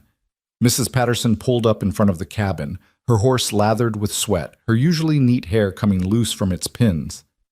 Mr. Carver, she called out, breathless. Thank God I found you. Is Clara here? Is she safe? Clara emerged from the cabin before Luke could answer. I'm here, Mrs. Patterson. What's wrong? Did Garrison... It's not Garrison, Mrs. Patterson said, dismounting quickly. Her hands were shaking, Clara noticed, and there was real fear in her eyes. Well, not directly. It's Amos Brennan. He's dead. The words hit like a physical blow. Clara heard Luke curse quietly beside her. How? Luke asked sharply. They're calling it an accident, saying he fell down the stairs at the telegraph office, broke his neck. Mrs. Patterson's voice trembled. But Amos was 70 years old and careful as a cat. He'd walked those stairs thousands of times. He wouldn't just fall. Garrison, Clara said, the name tasting like poison. That's what I think too, and there's more. Mrs. Patterson pulled an envelope from inside her coat. Amos sent this to me yesterday evening, before he died. Told the boy who delivered it that if anything happened to him, I should make sure you got it, both of you. Luke took the envelope, examining it carefully before opening it. Inside was a single sheet of paper covered in Amos's cramped handwriting. Luke read it quickly, his expression growing darker with each line. What does it say? Clara asked. Luke handed her the letter. Clara read, If you're reading this, I'm probably dead. Garrison's been watching me close the last few days, and I know too much for him to let me keep breathing. I've been transmitting his telegrams for 15 years, and I'm good at my job, which means I remember things I'm not supposed to.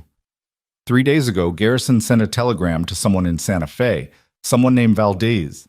It wasn't the first time I'd seen that name. Garrison's been corresponding with Valdez for months, always using code words, always marked urgent. I got curious, started keeping copies.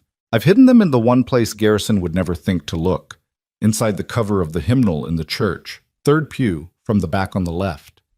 The telegrams prove what Garrison really is. They prove everything, but be careful. Valdez isn't just a business partner, he's a killer, and Garrison's already sent for him. Whatever you're planning, you'd better do it fast. A.B.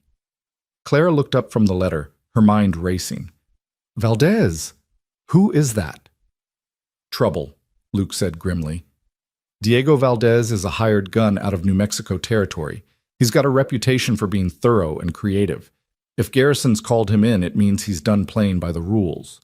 And these telegrams Amos hid, Clara said. They could be the evidence we need. If they're still there, if Garrison hasn't already found them. Mrs. Patterson stepped forward. There's one more thing. The circuit judge is arriving tomorrow, 2 weeks early. Garrison pulled strings, called in favors. He's planning to have you both arrested for fraud, Luke and Clara for breach of contract. Once the judge hears the case, with all of Garrison's bought witnesses, you'll both be locked up. And we all know what happens to people in cells when Garrison wants them silenced. The timeline had just collapsed. They thought they had 3 days. Now they had less than 24 hours before Garrison had the law on his side. We moved tonight, Luke said, earlier than planned, but first we need those telegrams. Mrs. Patterson, is the church locked? Reverend Thomas keeps it open during the day for private prayer, but Garrison's had men watching it since yesterday. I think he suspects Amos might have left something behind. How many men? 2 that I saw.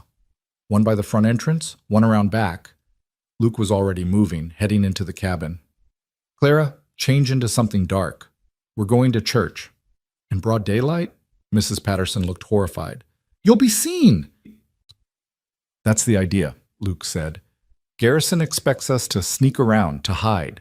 So we'll walk right in the front door, bold as brass. Sometimes the best disguise is confidence. Clara hurried to change while Luke gathered supplies. When she emerged in Elizabeth's dark dress with a bonnet to hide her face, Luke was checking his guns, both the Colt and a smaller Derringer that he tucked into his boot. Mrs. Patterson, Luke said, you need to get out of town. If Garrison finds out you warned us, you'll be next on his list. I'm not running, Mrs. Patterson said, drawing herself up with surprising dignity. This is my town, too. I've lived here 30 years, and I'll be damned if I let Silas Garrison drive me out. Besides, you'll need someone on the inside, someone who can move freely and pass messages. Luke looked like he wanted to argue, but Clara touched his arm. She's right, and we don't have time to debate. If we're doing this, we need to go now. The ride down the mountain was tense, all 3 of them watching for signs of Garrison's men. But the mining trail Luke had mentioned was clear, and they reached the outskirts of Clearwater without incident. Mrs. Patterson split off from them there, heading to her store to maintain the appearance of normalcy. Luke and Clara continued toward the church on foot, leading their horses. Luke had pulled his hat low and walked with a slight limp, changing his silhouette. Clara kept her face down, hidden by the bonnet, playing the part of a modest woman heading to prayer. Remember, Luke murmured as the church came into view, we're just a couple seeking spiritual guidance. Nothing suspicious. We go in, retrieve the telegrams, and walk out, nice and calm. Clara could see the guard by the front entrance, one of Garrison's ranch hands, a man named Pete, who she recognized from town. He straightened when he saw them approaching, his hand moving to the gun at his hip. Church is closed for private services, Pete said as they drew near. Since when does God's house close its doors? Luke replied, his accent shifting slightly, taking on a rougher edge. My wife and I need to pray. Our son's sick with fever, and the doctor says it could go either way. You going to tell a desperate father he can't ask the Lord for help? The lie was delivered with perfect conviction, with just enough grief in Luke's voice to sound genuine. Clara added to it by dabbing at her eyes with a handkerchief, playing the distraught mother. Pete shifted uncomfortably. I got orders. No one goes in without Mr. Garrison's say-so. Then get his say-so, Luke said. Go on. We'll wait right here. But every minute you waste is a minute my boy might be dying. Pete hesitated, clearly torn between his orders and the social pressure of denying a couple access to church in a time of crisis. Finally, he nodded. Wait here. Don't move. He turned and headed around the building, presumably to consult with the other guard.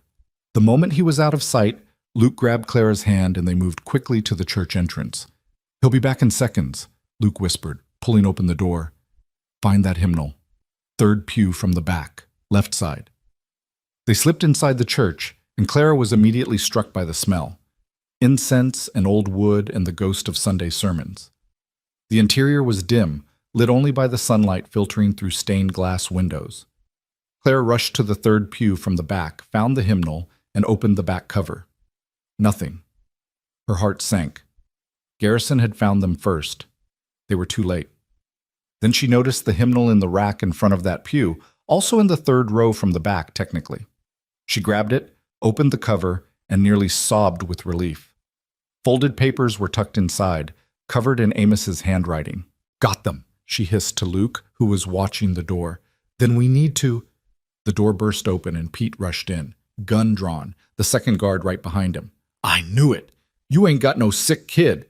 Hands up, both of you!" Luke's hands rose slowly, but Clara could see him calculating, looking for an opening. "Easy now. We're just here to pray." "You're here to steal something, more like. Mr. Garrison said you might try. Said you're getting desperate." Pete gestured with his gun. "You come with us. Mr. Garrison's going to want to see you both." "I don't think so," Luke said, and moved. It happened faster than Clara could follow. Luke's hand dropped to his gun, but instead of drawing, he grabbed a heavy candlestick from the nearby stand and hurled it at Pete. The guard jerked back instinctively, and in that moment, Luke closed the distance between them. The gun went off, deafeningly loud in the enclosed space, but the shot went wide. Luke had Pete's wrist, was twisting it brutally, and the gun clattered to the floor. The second guard was raising his weapon, trying to get a clear shot, and Clara did the only thing she could think of. She threw the hymnal at his face. It was a ridiculous weapon, but surprise was on her side. The guard flinched, and Clara rushed him, remembering what Luke had taught her about fighting. Go for the vulnerable spots. Don't fight fair. She drove her knee up into his groin with all her strength. The guard made a strangled sound and doubled over. Clara grabbed his gun arm, trying to wrestle the weapon away, but he was stronger than her and fighting through the pain. Then Luke was there, having dispatched Pete with a brutal punch that left the man unconscious on the floor. He grabbed the second guard and slammed him against the wall, and within seconds both of Garrison's men were down. "Are you hurt?" Luke asked, breathing hard. "No, you?" "I'm fine, but we need to move. Those gunshots will bring every one of Garrison's men in town." He grabbed the telegrams from where Clara had dropped them and stuffed them inside his shirt. "Out the back. Now!" They ran through the church, bursting out the back door into the alley behind. Clara could already hear shouts, the sound of running feet. Garrison's men were converging on the church. "This way," Luke said, pulling her toward where they'd left the horses. But as they rounded the corner, they found their path blocked. Silas Garrison stood there with 6 armed men, and his smile was the most terrible thing Clara had ever seen. "Going somewhere?" Garrison asked pleasantly. "I do hope you were planning to stop by and say goodbye before leaving my town." Luke's hand moved toward his gun, but Garrison's men were already aiming at them, fingers on triggers. 6 against 1, even for someone as fast as Luke, were impossible odds. Clara felt her stomach drop as she realized they'd been outmaneuvered, outthought. Garrison had known exactly what they'd do, had been waiting for them. "I wouldn't," Garrison said, his voice mild but his eyes cold as winter ice. "My men are a bit jumpy after you assaulted Pete and Jimmy in the Lord's house. Be a shame if they accidentally shot you both. Accidents happen so easily these days, don't they? Just ask poor Amos Brennan." "You killed him," Clara said, the words escaping before she could stop them. "He was an old man who never hurt anyone, and you killed him." Garrison's smile widened. "I did no such thing. Amos had an unfortunate fall, very tragic. The whole town is mourning his loss." He took a step closer, and Clara could smell his cologne, expensive and cloying. "But I'll admit, I'm not entirely broken up about it. The old fool was getting senile seeing conspiracies where there were none. Started keeping records he shouldn't have kept. That's the problem with people who can't mind their own business. They tend to meet with accidents." "Like my father?" Clara asked, sudden understanding flooding through her. "His death wasn't from fever, was it? You needed his land, but he wouldn't sell unless he was desperate. So you made him desperate, made him drink more, destroyed his credit around town, isolated him until he had nowhere else to turn. Garrison's expression didn't change, but something flickered in his eyes. Acknowledgement, maybe, or pride in his own cleverness. Your father was a drunk, Clara. That's not my fault. I simply provided opportunities for him to indulge his weakness, and when he finally saw reason and agreed to my generous offer, well, that was just good business. You're a monster, Clara said. I'm a businessman. There's a difference, though I don't expect someone like you to understand it. Garrison gestured to his men. Take them. We'll let the judge decide their fate tomorrow. Until then, they can enjoy the hospitality of our fine jail. Luke's jaw tightened. Those papers I showed you weren't the only copies. I've got the originals filed safely away. You lock us up and they'll surface. Your lawyers will be fighting my claim for years. It was a bluff. Clara knew it and suspected Garrison did too. But the rancher hesitated, uncertainty crossing his face for just a moment. Then I guess we'll have to make sure you're not around to pursue that claim, Garrison said. Sheriff Hayes has been very concerned about the rising crime in our town. 2 dangerous criminals breaking into the church, assaulting honest citizens, attempting to steal property. Why, a man could get hurt resisting arrest. Could even get killed. Clara's blood ran cold. Garrison wasn't even pretending anymore. He was going to have them murdered and call it legal. Before you do something you can't undo, Luke said, his voice steady despite the guns pointed at him, you might want to know what we found in that church. What Amos left behind. Garrison's eyes narrowed. Empty threats won't save you, Carver. Not threats. Facts. Luke's hand moved slowly toward his shirt, and Garrison's men tensed. Easy. I'm just going to show you something. He pulled out one of the telegrams, unfolded it, and held it up so Garrison could see. Clara watched the rancher's face change as he read, watched the color drain from his cheeks. That's right, Luke said. Amos kept copies. Every telegram you sent to Diego Valdez, every instruction about eliminating competitors, every payment for services rendered, every detail of your arrangement with a known killer.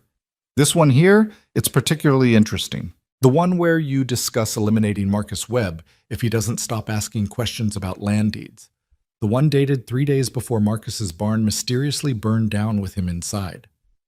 Clara hadn't read all the telegrams yet, but she saw the truth of it on Garrison's face.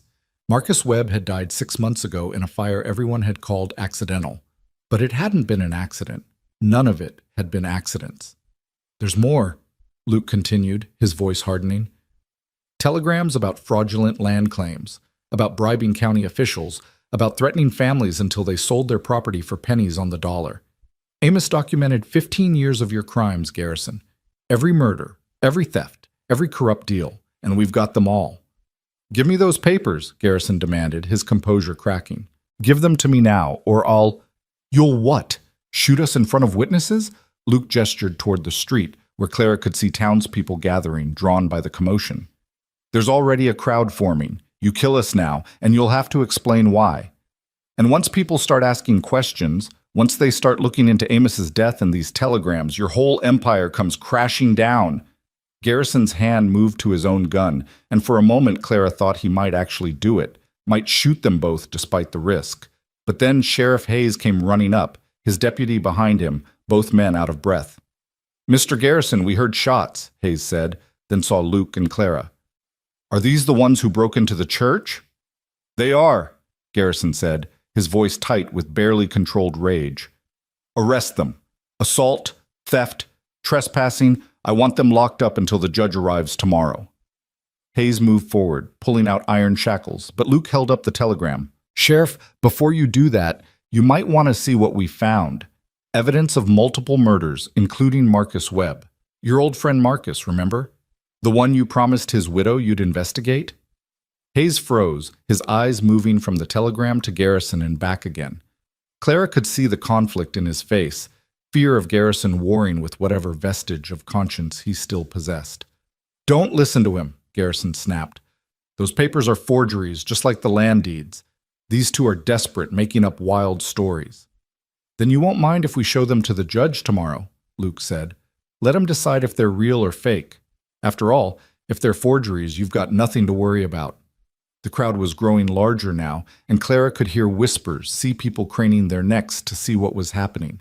Mrs. Patterson was there, Clara noticed, and old Doc Morrison, and the Meyer family who ran the dry goods store. The whole town was watching. "Give me those papers," Garrison repeated, his voice low and dangerous. "Last chance, Carver." "No," Luke said simply, "but I'll tell you what I will do. I'll make you a deal. You drop your claim on Clara, you leave town and never come back, and these telegrams disappear. No prosecution, no scandal. You just walk away with whatever you can carry." Garrison laughed, sharp and bitter. "You think I'm going to abandon everything I've built because of some pieces of paper? This is my town. These are my people. You're nobody, Carver. A drifter with a gun and a death wish. You think you can threaten me?" "I don't think it," Luke said. "I know it, because you're not the only one who can play dirty, Garrison. Those telegrams? We made copies. Left them with someone trustworthy, someone outside your reach. Anything happens to us, those copies get sent to the federal marshals, to the newspapers in Denver and Santa Fe, to every authority that might be interested in a frontier tyrant who's been running his own private kingdom." It was another bluff, Clara realized. They hadn't had time to make copies, but Garrison didn't know that, and uncertainty flickered across his face again. "You're lying," he said, but there was doubt in his voice now. "Maybe I am. Maybe I'm not. Question is, are you willing to bet your entire empire on it?" Luke took a step forward, and Garrison's men shifted nervously. "Here's how this plays out, Garrison. You've got two choices. First choice, you back down.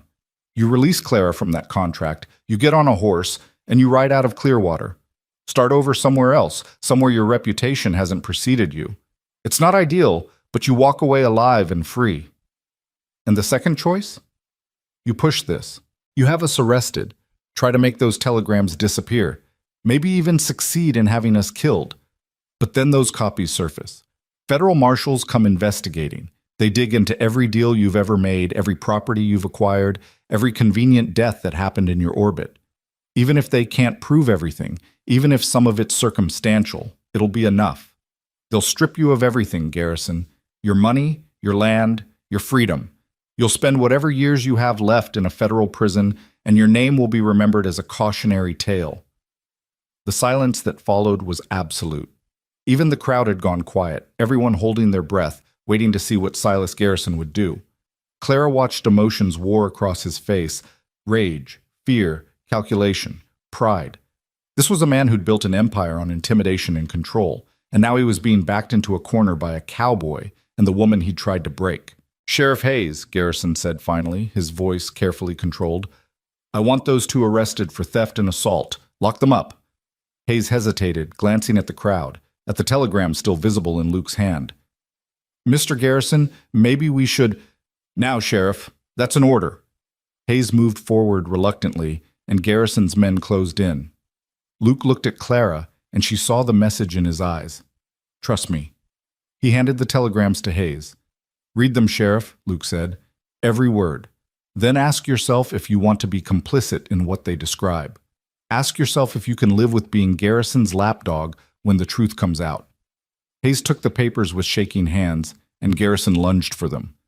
"Those are stolen property. You have no right." But Hayes stepped back, his eyes already scanning the first page. Clara watched his face change as he read, watched the color drain away, and then rush back in angry red. "Jesus Christ," Hayes whispered. "Marcus? You said it was an accident. You said—" "It was an accident," Garrison insisted. "Those are lies, forgeries designed to—" "This is Amos's handwriting," Hayes said, his voice growing stronger. "I've seen it 1,000 times. These are real, Garrison. You had Marcus killed, and Sarah Jennings, and Tom Butterfield, and—" He looked up, and for the first time since Clara had known him, Sheriff Hayes looked like a lawman instead of a coward. "How many? How many people have you murdered?" "I haven't murdered anyone," Garrison said, but his voice had lost its authority. "Valdez is a business associate. Those telegrams are taken out of context." "Valdez is a killer," Hayes said. "Everyone knows it, and you've been paying him to eliminate anyone who stood in your way." He turned to his deputy. "Take Mr. Garrison into custody. Charges of conspiracy to commit murder, fraud, intimidation." "You can't arrest me," Garrison roared. I own you, Hayes. I own this whole goddamn town. Not anymore, Hayes said, and Clara heard something break in his voice. Years of fear and shame finally giving way to something like dignity. Not ever again. Garrison's men looked at each other, uncertain. They'd signed on to intimidate farmers and rough up troublemakers, not to stand with a murderer against the law. One by one, they stepped back, holstering their weapons. "You're all fired," Garrison screamed at them. "Every one of you! You'll never work in this territory again." But no one was listening to him anymore. Hayes had the shackles out, was moving toward Garrison with grim determination. The rancher backed away, his hand going to his gun, and suddenly Clara saw how this would end.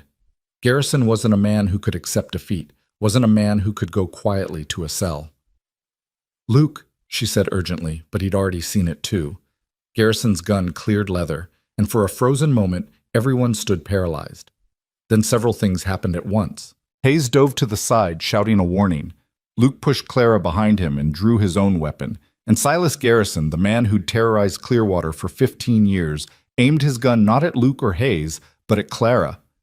"If I can't have you," Garrison said, his face twisted with rage, "no one will." The gun came up, the hammer cocked back, and Clara knew she was about to die. She could see it in Garrison's eyes, the absolute commitment to pulling that trigger. Time seemed to slow, each second stretching into eternity. Then Luke's gun spoke. The shot took Garrison in the shoulder, spinning him around. His own gun fired wild, the bullet shattering a window in the building behind Clara. Garrison stumbled, clutching his wounded shoulder, blood seeping between his fingers. "It's over, Garrison," Luke said, his gun still trained on the fallen man. "You're done." But Garrison wasn't done. Even wounded, even defeated, he was reaching for his gun where it had fallen. Hayes got there first, kicking it away, and then the deputy was there with the shackles, roughly securing Garrison's wrists. "You'll pay for this." Garrison spat at Luke, at Clara, at everyone. "All of you. Valdez will what?" a new voice asked, and everyone turned. A man stood at the edge of the crowd, and Clara felt her blood run cold. He was dressed in black with silver conchos on his belt and a pair of matched pistols hanging low on his hips. His face was dark and weathered, with a scar running from his left eye to his jaw. Diego Valdez, the killer from Garrison's telegrams. "Well, this is interesting," Valdez said, his accent thick but his English clear. "I ride into town expecting to collect payment for a job, and instead I find my employer in chains and a crowd ready to lynch him." His eyes found Luke, and he smiled.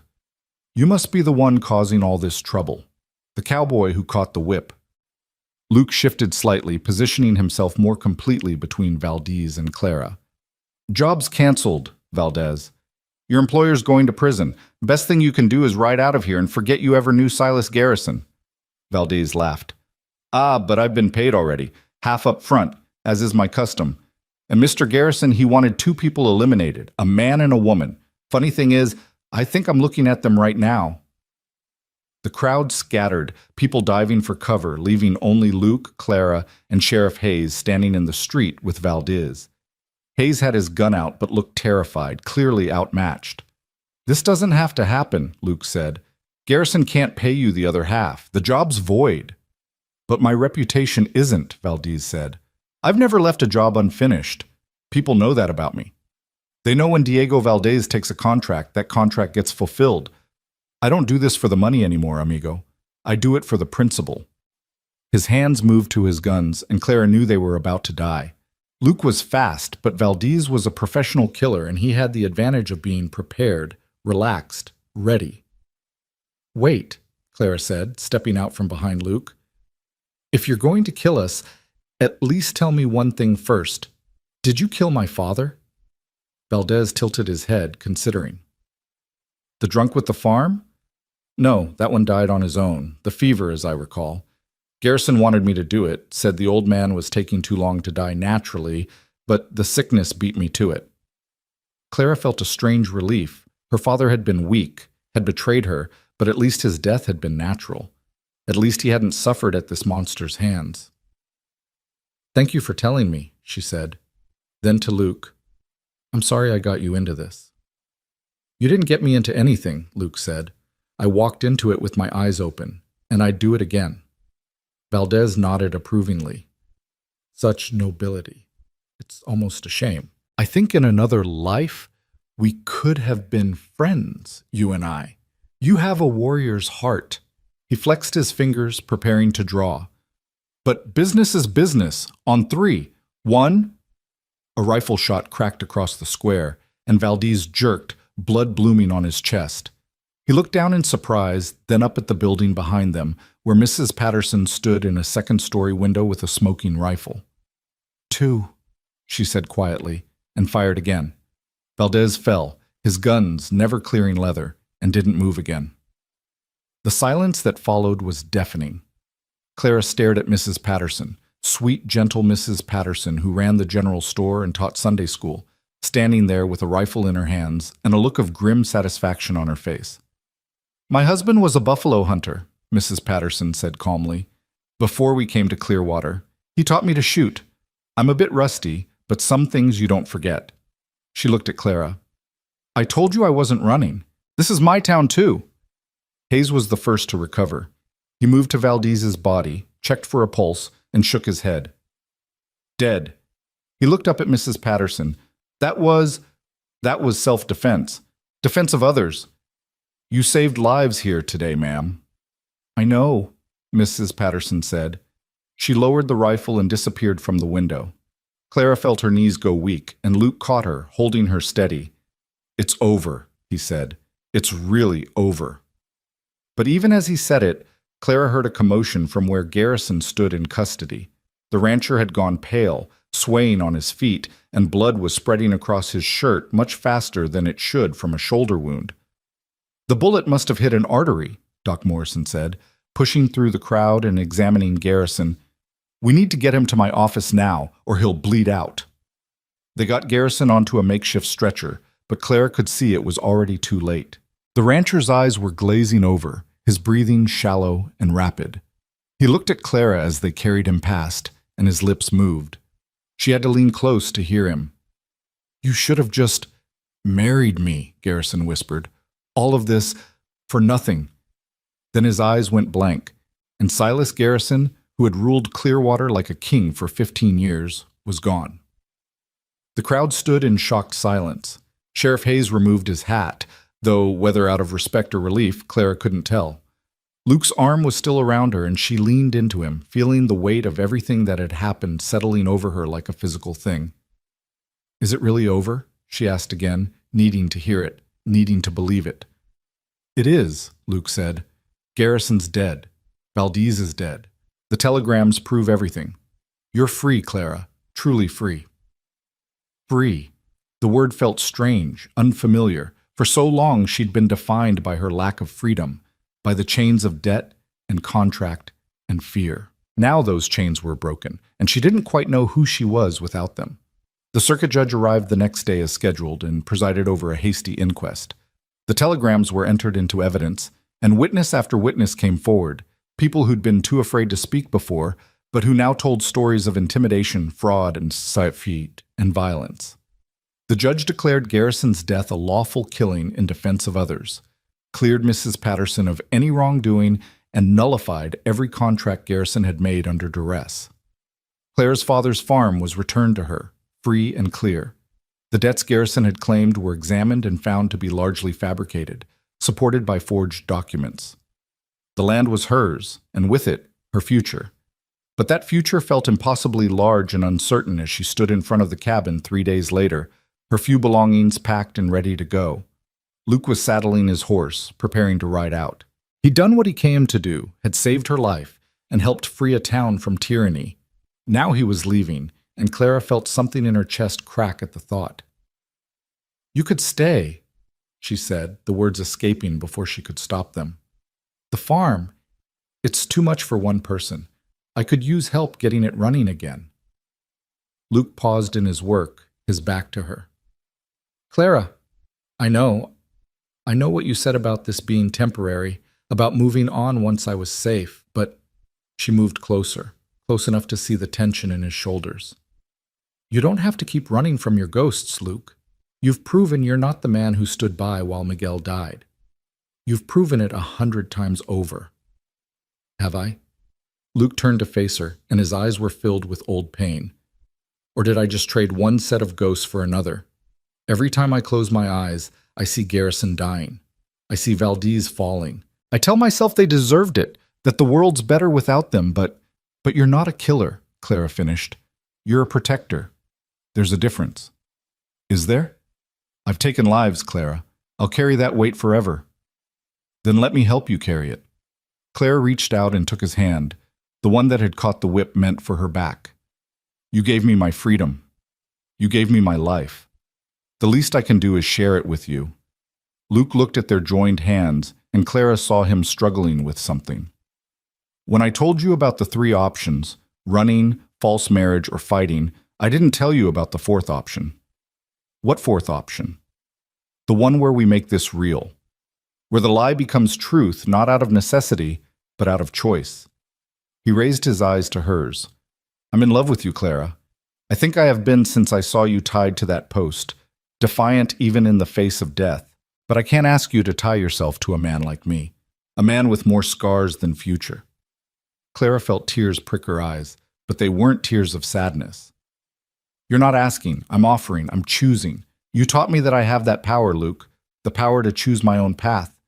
And I choose you. You barely know me. I know you jumped between me and a whip.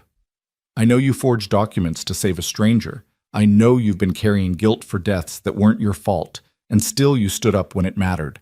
I know you read Shakespeare and shoot straight and make terrible coffee. She smiled through her tears. I know enough. The rest we'll learn together.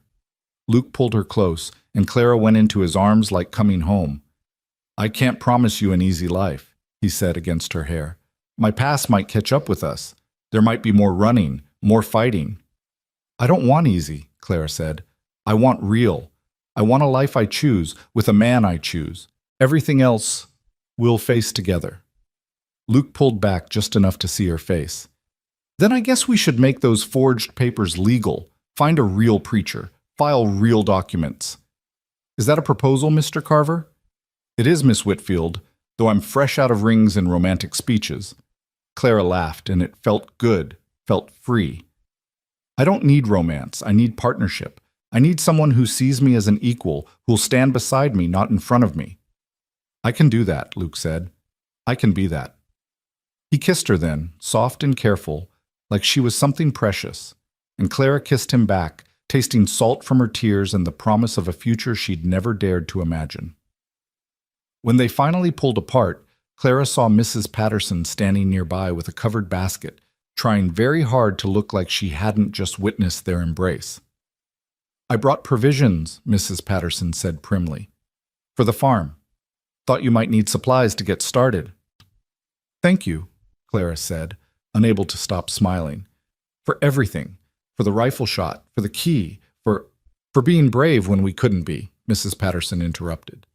You showed us that tyranny only wins when good people stay silent. That's a lesson this town needed to learn. She set down the basket and pulled out an envelope. This is from the town council. It's not much, but it's restitution. Money from Garrison's accounts, being distributed to everyone he wronged. Your share. Clara opened the envelope and nearly gasped.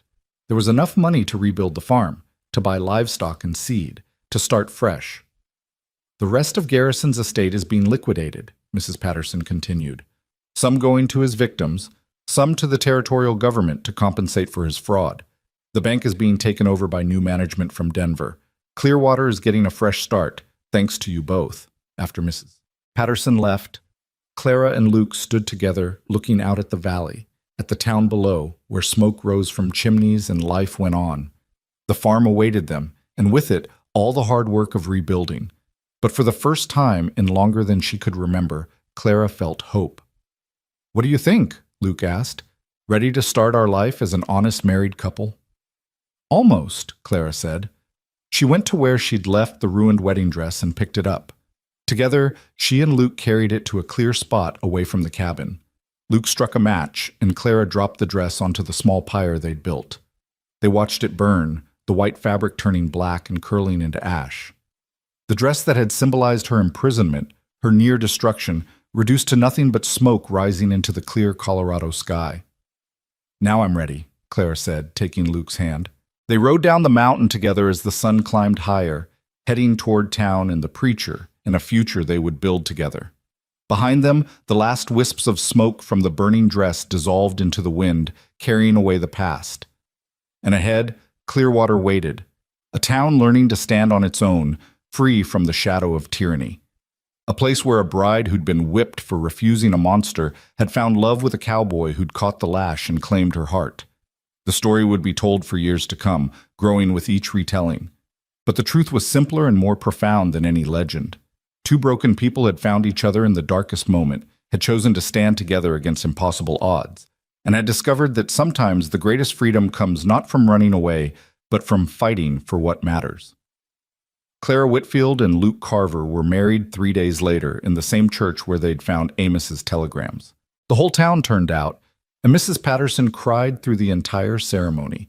They made their home on Clara's farm, and over the years they built something solid and real, not just a life, but a legacy. And when their children asked them how they met, Clara and Luke would exchange a glance and smile. Then Luke would say, "Your mother was in trouble, and I couldn't look away." And Clara would add, "Your father was running from his past, and I helped him find his future." It was the truest thing either of them ever said. The simplicity of that truth belied the complexity of making it real. Marriage, as Clara discovered in those first weeks, was both easier and harder than she'd imagined. Easy in the quiet moments, sitting together on the porch, watching the sun set over the mountains, working side by side to repair the barn roof, falling asleep with Luke's arm around her, and knowing she was safe. Hard in the moments when his nightmares woke them both, when he'd jerk awake with his hand reaching for a gun that wasn't there, his eyes wild with memories of violence she could only guess at. The farm demanded everything they had. Years of neglect under her father's declining care had left fences broken, fields overgrown, and the house itself in desperate need of repair. Clara threw herself into the work with fierce determination, as if by rebuilding the farm she could somehow rebuild herself, transform the frightened girl who'd stood at the whipping post into someone stronger, someone whole. Luke worked beside her without complaint, though she sometimes caught him staring toward the horizon as if expecting trouble to come riding over it. The scars on his body were matched by deeper ones she couldn't see, couldn't touch. But slowly, day by day, she watched him begin to believe that peace might actually last, that happiness wasn't something that would be ripped away the moment he let himself feel it. It was on a crisp morning in late October, nearly a month after their wedding, that the first real test of their new life arrived. Clara was in the kitchen making bread when she heard horses approaching. Not the casual pace of a neighbor stopping by, but the purposeful rhythm of riders on business. Her hand stilled on the dough and she felt her heart rate quicken. Luke appeared in the doorway, his gun belt already strapped on. "Stay inside," he said, his voice tight. "Luke, we don't even know who it is. It could be anyone. Could be trouble. Just stay inside until I know." Clara watched through the window as Luke stepped onto the porch, his hand resting casually on his gun but ready to draw. 3 riders came into view, and Clara's breath caught. They wore badges, federal marshals from the look of them. The lead rider was a woman, which was unusual enough to make Clara look twice. She was tall and angular, with gray-streaked hair pulled back severely and eyes that seemed to take in everything at once. "Lucas Carver?" the woman asked, her voice carrying authority. Luke's posture shifted slightly, and Clara recognized the change, the careful neutrality of a man confronting potential danger. "I'm Carver. What's this about?" The woman dismounted with easy grace. "I'm Marshal Catherine Brennan, and these are Deputies Ford and Martinez. We're here about the death of Silas Garrison and Diego Valdez." Clara's stomach dropped. She'd known this might come, known that federal authorities might investigate what had happened in Clearwater. But knowing and facing it were different things. "The inquest cleared everyone involved," Luke said carefully. "Judge ruled it lawful." "Judge Hendricks?" "Yes," we read his report. Marshal Brennan pulled out a folder from her saddlebag. Interesting reading. A powerful landowner dead, a notorious killer gunned down in the street, and a trove of telegrams revealing years of corruption and murder. The territorial governor wants to make sure justice was actually served and not just convenient. Justice was served. Garrison was a tyrant who terrorized this whole region. The telegrams prove it. So I've also read that you appeared in Clearwater with forged documents claiming ownership of land and a woman you'd never met before. That you inserted yourself into a local dispute using false pretenses and fraud. Brennan's eyes were sharp. That doesn't sound like justice, Mr. Carver. That sounds like a con that somehow went right. Clara couldn't stay inside anymore. She emerged onto the porch, and all three marshals turned to look at her. Marshal Brennan, I'm Clara Carver. And whatever you think my husband did, you need to understand. He saved my life. Garrison was going to have me whipped for refusing to marry him. Luke stopped it. By committing fraud, Brennan said, though her tone wasn't unkind. Mrs. Carver, I understand you were in a terrible situation, but the law doesn't give people the right to forge documents and impersonate property owners, no matter how noble their intentions. So what happens now? Luke asked. You arrest me? Take me back to Denver to stand trial? Brennan exchanged glances with her deputies. That's what we came here to decide. See, the thing about this case is that it's complicated. On one hand, you clearly broke the law. On the other hand, those forged documents led to the exposure of Garrison's crimes, which means we've been able to close at least a dozen murder cases that were gathering dust in various jurisdictions. The territorial governor is pleased about that. Makes him look good, cleaning up corruption. So this is about politics, Luke said, and Clara heard the bitterness in his voice. Everything is about politics when you get to our level, Brennan said bluntly. But it's also about justice, real justice, not just the letter of the law. So I need to understand something, Mr. Carver. Why did you do it? Why risk everything for a woman you'd never met? Luke was quiet for a long moment, and Clara held her breath, wondering what he would say, how much he would reveal. Because I failed to do it before, Luke said finally. 3 years ago, I watched an innocent man die because I was too much of a coward to stand up to the man killing him. I swore I wouldn't make that mistake again. When I saw Clara tied to that post, saw what Garrison was about to do, I knew I had a choice. Be a coward again, or be the man I should have been 3 years ago.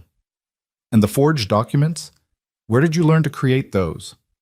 Books, study, practice. I figured if I was going to fight powerful men, I needed to understand how they used the law as a weapon.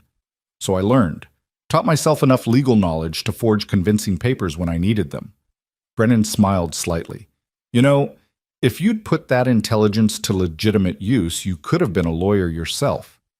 Lawyers work within a system. Sometimes the system is the problem. True enough. Brennan turned to Clara. Mrs. Carver, the contract your father signed with Garrison, Judge Hendricks voided it. But there's a question about the property itself. Some of Garrison's associates are claiming that your father's debts were real, that the farm should be liquidated to pay them.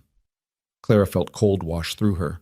But the judge said Garrison's contracts made under duress were void, but some of these debts predate Garrison's involvement. There's a saloon keeper in Denver claiming your father owed him $800 for whiskey. A hotel in Colorado Springs with a tab of $200.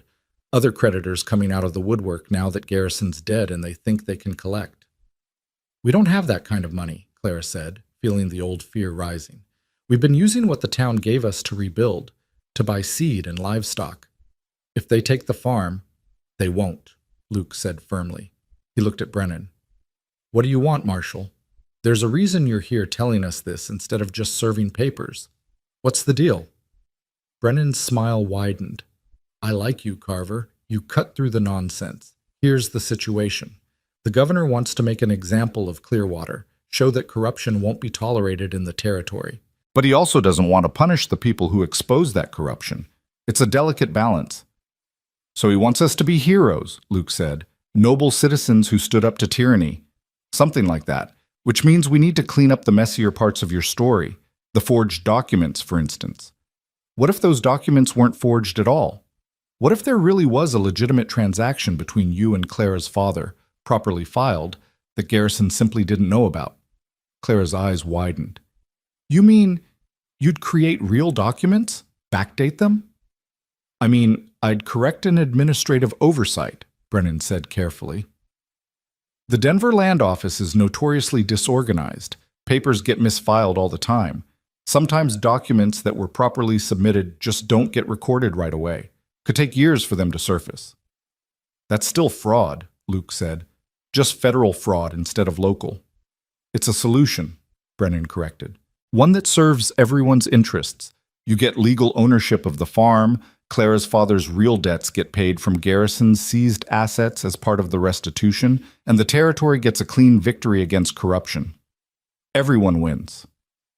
Luke and Clara exchanged glances.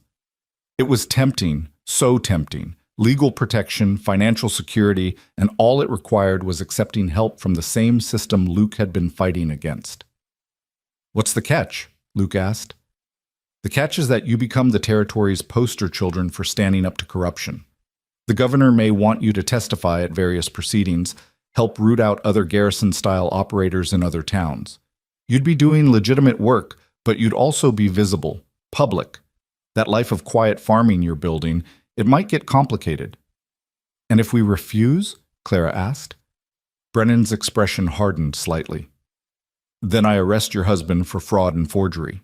The prosecutor in Denver would love to make an example of him, show that vigilante justice won't be tolerated even when it produces good results. Luke would likely serve 5 to 10 years in territorial prison. The farm would be liquidated to pay your father's debts, and you'd be left with nothing. Again. The threat hung in the air, crystal clear despite Brennan's measured tone. Cooperate and prosper, or resist and lose everything. How much time do we have to decide, Luke asked. I need an answer before I leave today. The governor wants this resolved quickly. Brennan gestured to her deputies. We'll water our horses and give you 30 minutes to discuss it. But Mrs. Carver, Mr. Carver, understand that this offer won't come again. The governor is being generous because it serves his political interests. If those interests change, so will his generosity. The marshals moved toward the water trough, giving Luke and Clara the illusion of privacy, while staying close enough to prevent any escape attempt. Clara followed Luke into the house, her mind racing. It's a trap, Luke said as soon as they were inside. They're trying to own us just like Garrison did. Different methods, same result. But we'd keep the farm, Clara said. We'd be safe. Would we? Or would we just be trading one kind of cage for another? Luke paced the small kitchen, his frustration evident. I didn't forge those papers to become some political pawn. I did it to free you, to stop a monster. And you succeeded.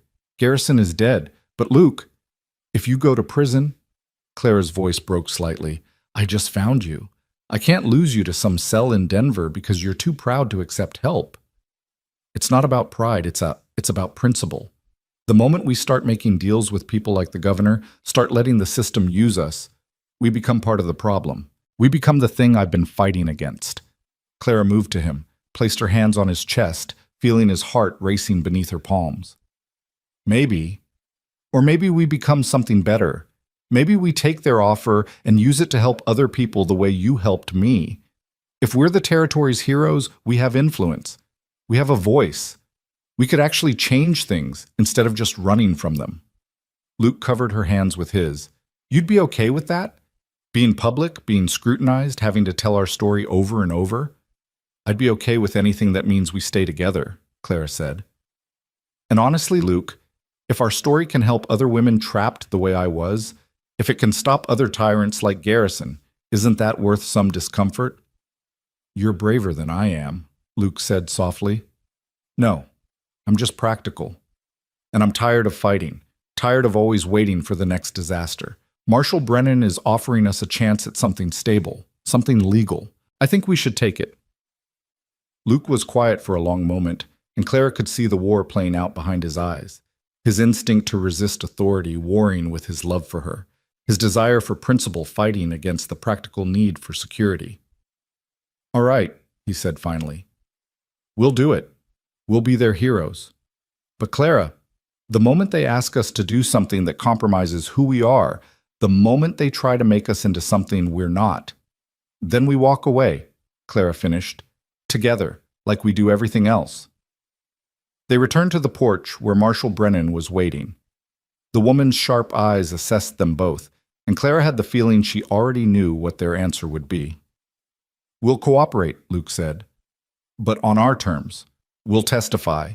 We'll help expose corruption where we find it, but we won't be puppets.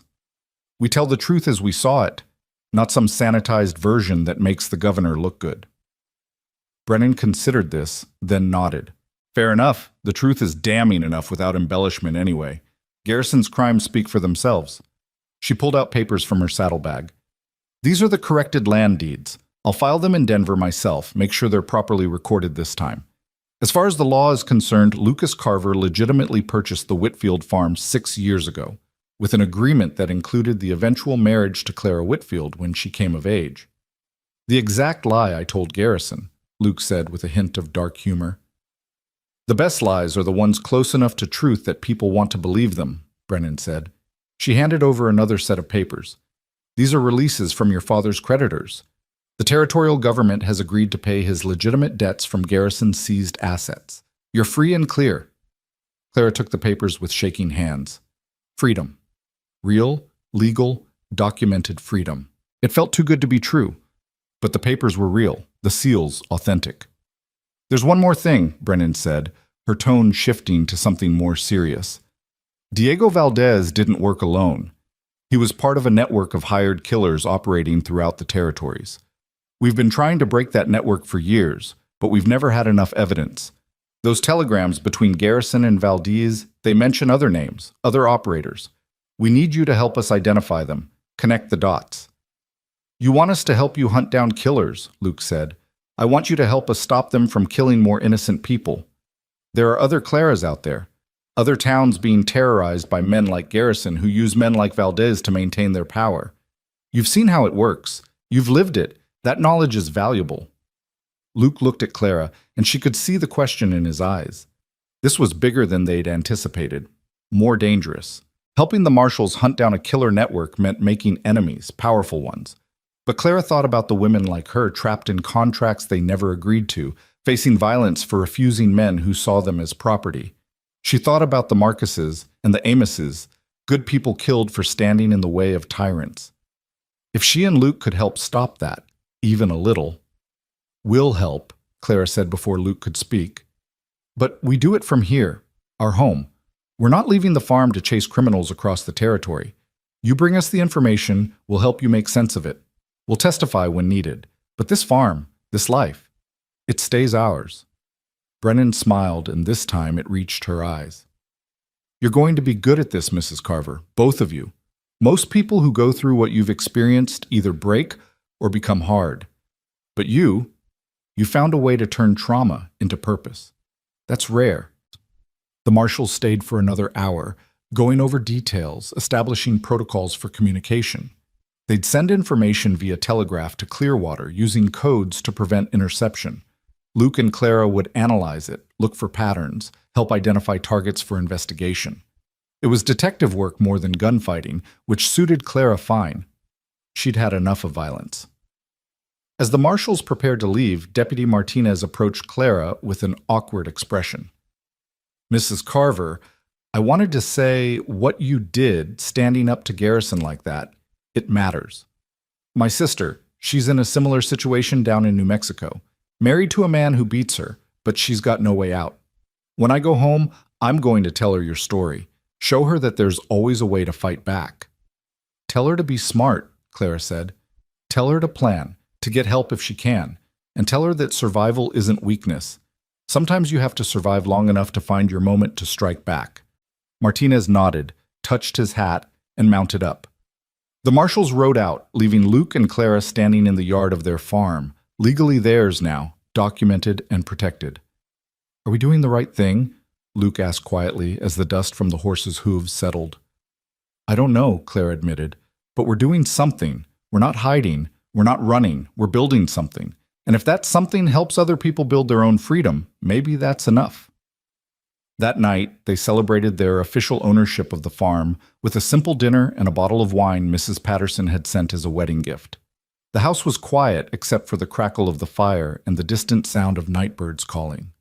Clara sat curled against Luke on the old sofa, feeling the solid warmth of him, the steady beat of his heart. I keep thinking about what that deputy said, Clara murmured. About his sister. How many women are out there right now trapped the way I was? Too many, Luke said. It's the way of the world, Clara. Men with power using it to control those without. It's been that way since the beginning of time. But it doesn't have to be. That's what we proved, isn't it? That even the most powerful tyrant can be brought down if someone's brave enough to stand against him. Luke pressed a kiss to her hair. Or foolish enough. I'm still not sure there's a difference. There is. Brave means you know the risks and choose to act anyway. Foolish means you don't understand what you're risking. Clara tilted her head to look up at him. You knew exactly what you were risking when you stepped between me and that whip. That makes you brave. And you knew exactly what Garrison would do when you cursed him in that church. That makes us both brave. Or both foolish. Maybe it runs in the family. Clara laughed, and it felt good, felt normal. This was what she'd been fighting for. Not just survival, but the chance to laugh, to love, to build something worth protecting. The weeks that followed fell into a rhythm. Days were spent working the farm, preparing for winter, making repairs that would last. Evenings were spent poring over documents that arrived via telegraph from Marshal Brennan, coded messages about suspected criminals, patterns of violence, connections between corrupt officials across the territory. Luke proved to have a mind for investigation, able to see connections that others missed. Clara brought her own skills, attention to detail, careful documentation, and a memory that retained even casual mentions of names or places. Together, they helped the marshals build cases against 3 more men like Garrison, providing evidence that led to arrests and trials. But it was the letters that truly changed everything. It started with a single envelope, addressed to Clara in shaking handwriting. The return address was New Mexico territory, and when Clara opened it, she found a note from Deputy Martinez's sister. You don't know me, but your story saved my life. My brother told me what you did, how you stood up to a powerful man and won. It gave me courage to leave my husband, to take my children and run. We're safe now, staying with family. I wanted you to know that your bravery didn't just free you, it freed me too. Thank you. Maria Elena Martinez. Clara read the letter 3 times, tears streaming down her face. Luke found her at the kitchen table, the letter clutched in her hands, crying so hard she couldn't speak.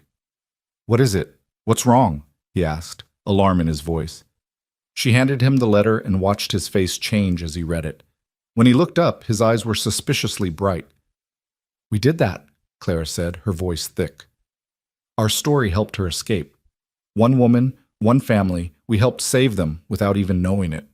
It's not us, Luke said gently. It's you, your courage, your refusal to submit. That's what inspired her. It's both of us. You gave me the chance to fight. Together, we created something that matters. More letters came after that. Women writing to thank Clara for showing them that resistance was possible. Men writing to Luke asking how he'd found the courage to stand against a tyrant. Families thanking them both for helping bring justice to the killers who terrorized their communities. Each letter was a reminder that their fight hadn't ended with Garrison's death. It had only begun. By winter, Clara and Luke had become unlikely celebrities in the territory. Newspapers ran stories about the bride who'd defied a tyrant and the cowboy who'd caught the whip. Dime novels began appearing with lurid titles like The Whipping Post Rescue and Love and Justice in Clearwater, most of which bore only passing resemblance to the truth. Luke hated the attention, hated being recognized when they went to town, hated the way people stared and whispered. But Clara watched him slowly adjust, watched him realize that their fame could be a tool, a way to shine light into dark corners where corruption festered. When Marshal Brennan asked them to testify before the territorial legislature about the need for stronger protections for women in contract law, Luke agreed without hesitation. They made the journey to Denver together, and Clara stood before a room full of politicians and told her story. Not the sanitized dime novel version, but the real one, with all its fear and pain and desperate courage. The law that passed 3 months later, the Clara Whitfield Act they called it, much to her embarrassment, required all marriage contracts to be reviewed by an independent judge, prohibited contracts made while either party was intoxicated or under duress, and established protections for women seeking to escape abusive marriages. It wasn't perfect. It wouldn't save everyone, but it was something, and something was better than nothing. Spring came to the farm with an explosion of green, fields that had been barren under her father's neglect, now carefully planted with wheat and corn. Luke had proven to be a capable farmer, and together they'd built something that was starting to look like prosperity. The house had been repaired, the barn rebuilt, and they'd acquired 3 milk cows, a dozen chickens, and 2 horses beyond their riding mounts. It was on a warm April morning that Clara realized she was pregnant. She'd suspected for a week or two, but the confirmation from Doc Morrison made it real. She sat in his office, one hand pressed to her still flat stomach, feeling the weight of this new reality settling over her. "About 3 months along, I'd say," Doc Morrison said kindly. "Everything looks healthy. You're young and strong, Clara. You should have no problems."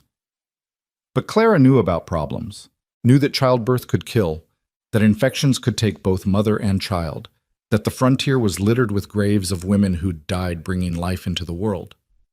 "Does Luke know?" Doc Morrison asked. "Not yet. I wanted to be sure first."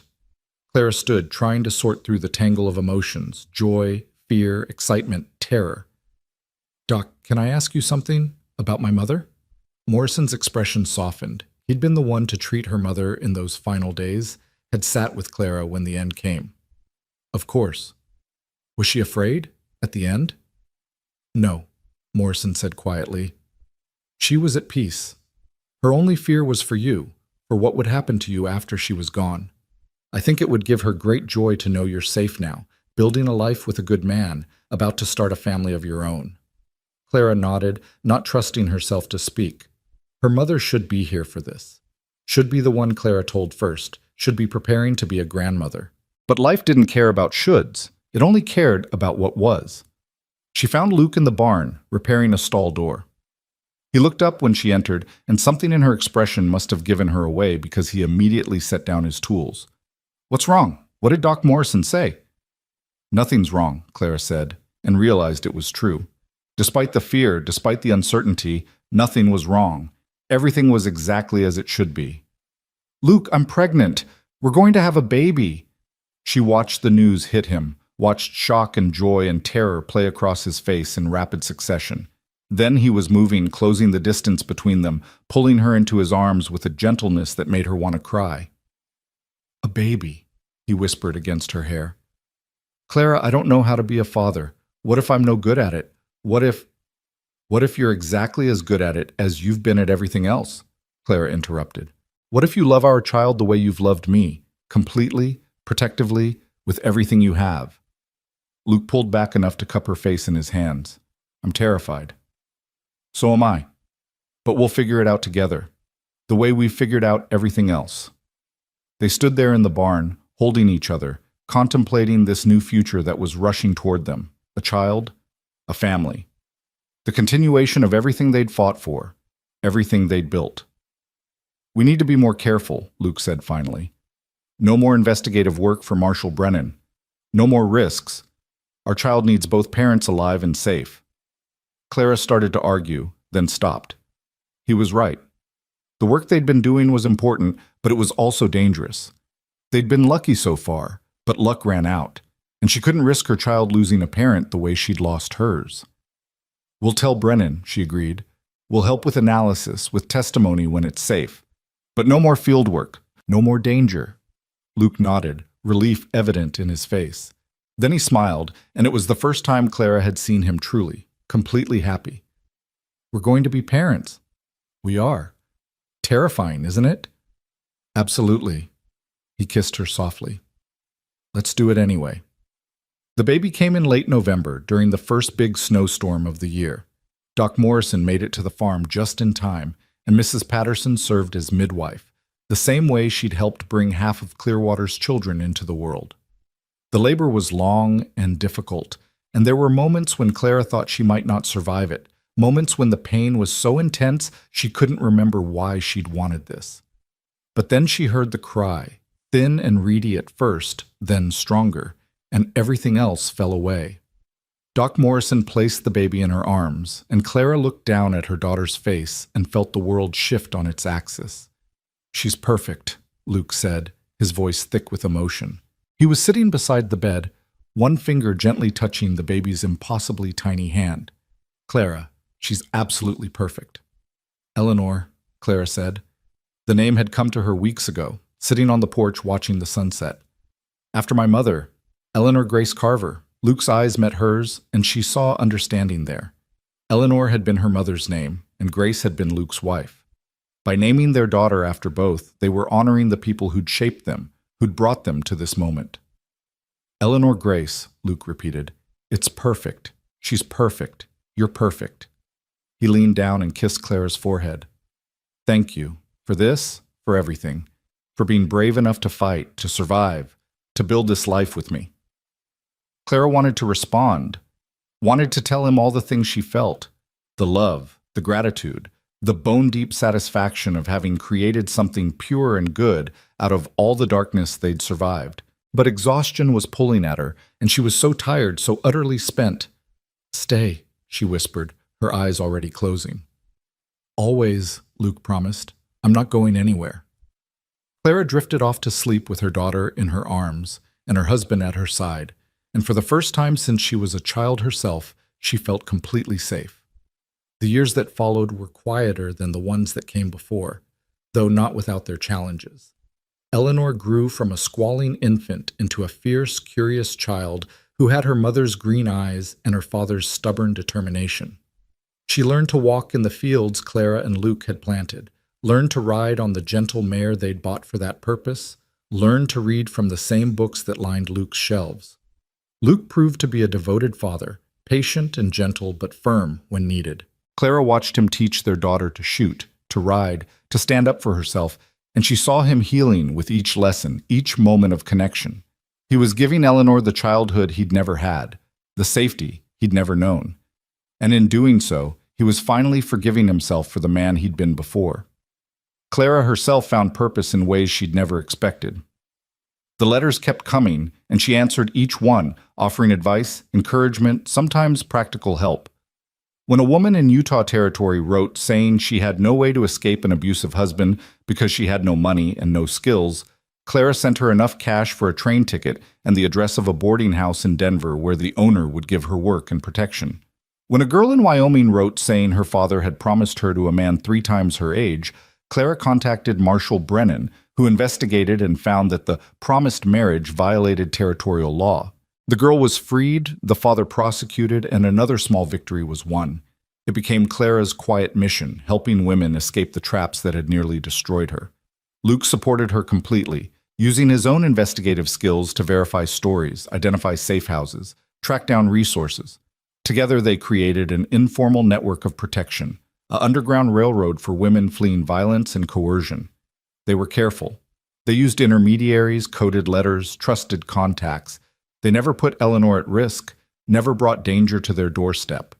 But they helped, and that helping became as much a part of their lives as farming or family dinners or watching the sunset from the porch. Eleanor was 5 when she asked the question Clara had been dreading. They were sitting together in the kitchen, Eleanor drawing while Clara made bread, when the little girl looked up with those serious green eyes. "Mama, why do people call you the whipping post bride?" Clara's hands stilled in the dough. She'd known this moment would come, had prepared for it, but it still hit hard. How did you explain to a child that her mother had nearly been destroyed before she ever existed? "That's a story from before you were born," Clara said carefully, "from when I met your father." "Tell me," Eleanor demanded with the imperious tone of a 5-year-old. So Clara told her, a simplified version, leaving out the worst of the violence, the deepest of the fears. She told her about Garrison, about the whipping post, about Luke stepping between her and harm. She told her about choosing to fight instead of submit, about finding courage in the darkest moment. Eleanor listened with wide eyes, and when the story was done, she said, "Papa is very brave." "He is," Clara agreed. "And you're brave too, Mama. You didn't let the bad man win." "No, I didn't." "And you know what I learned, Eleanor, the most important thing?" Eleanor shook her head. "That you always have a choice. Even when it seems like you don't. Even when powerful people try to take your choices away, you always have one. It might not be a good choice or an easy one, but it's yours. And no one, no matter how powerful, can take that from you unless you let them." Eleanor considered this seriously. I'll never let anyone take my choices, Mama. I promise. Clara pulled her daughter close, breathing in the sweet scent of her hair, feeling the solid warmth of her small body. Good girl. And if anyone tries, you fight. And if you can't fight alone, you find help. You find your papa or me or someone you trust. You never have to face the monsters alone.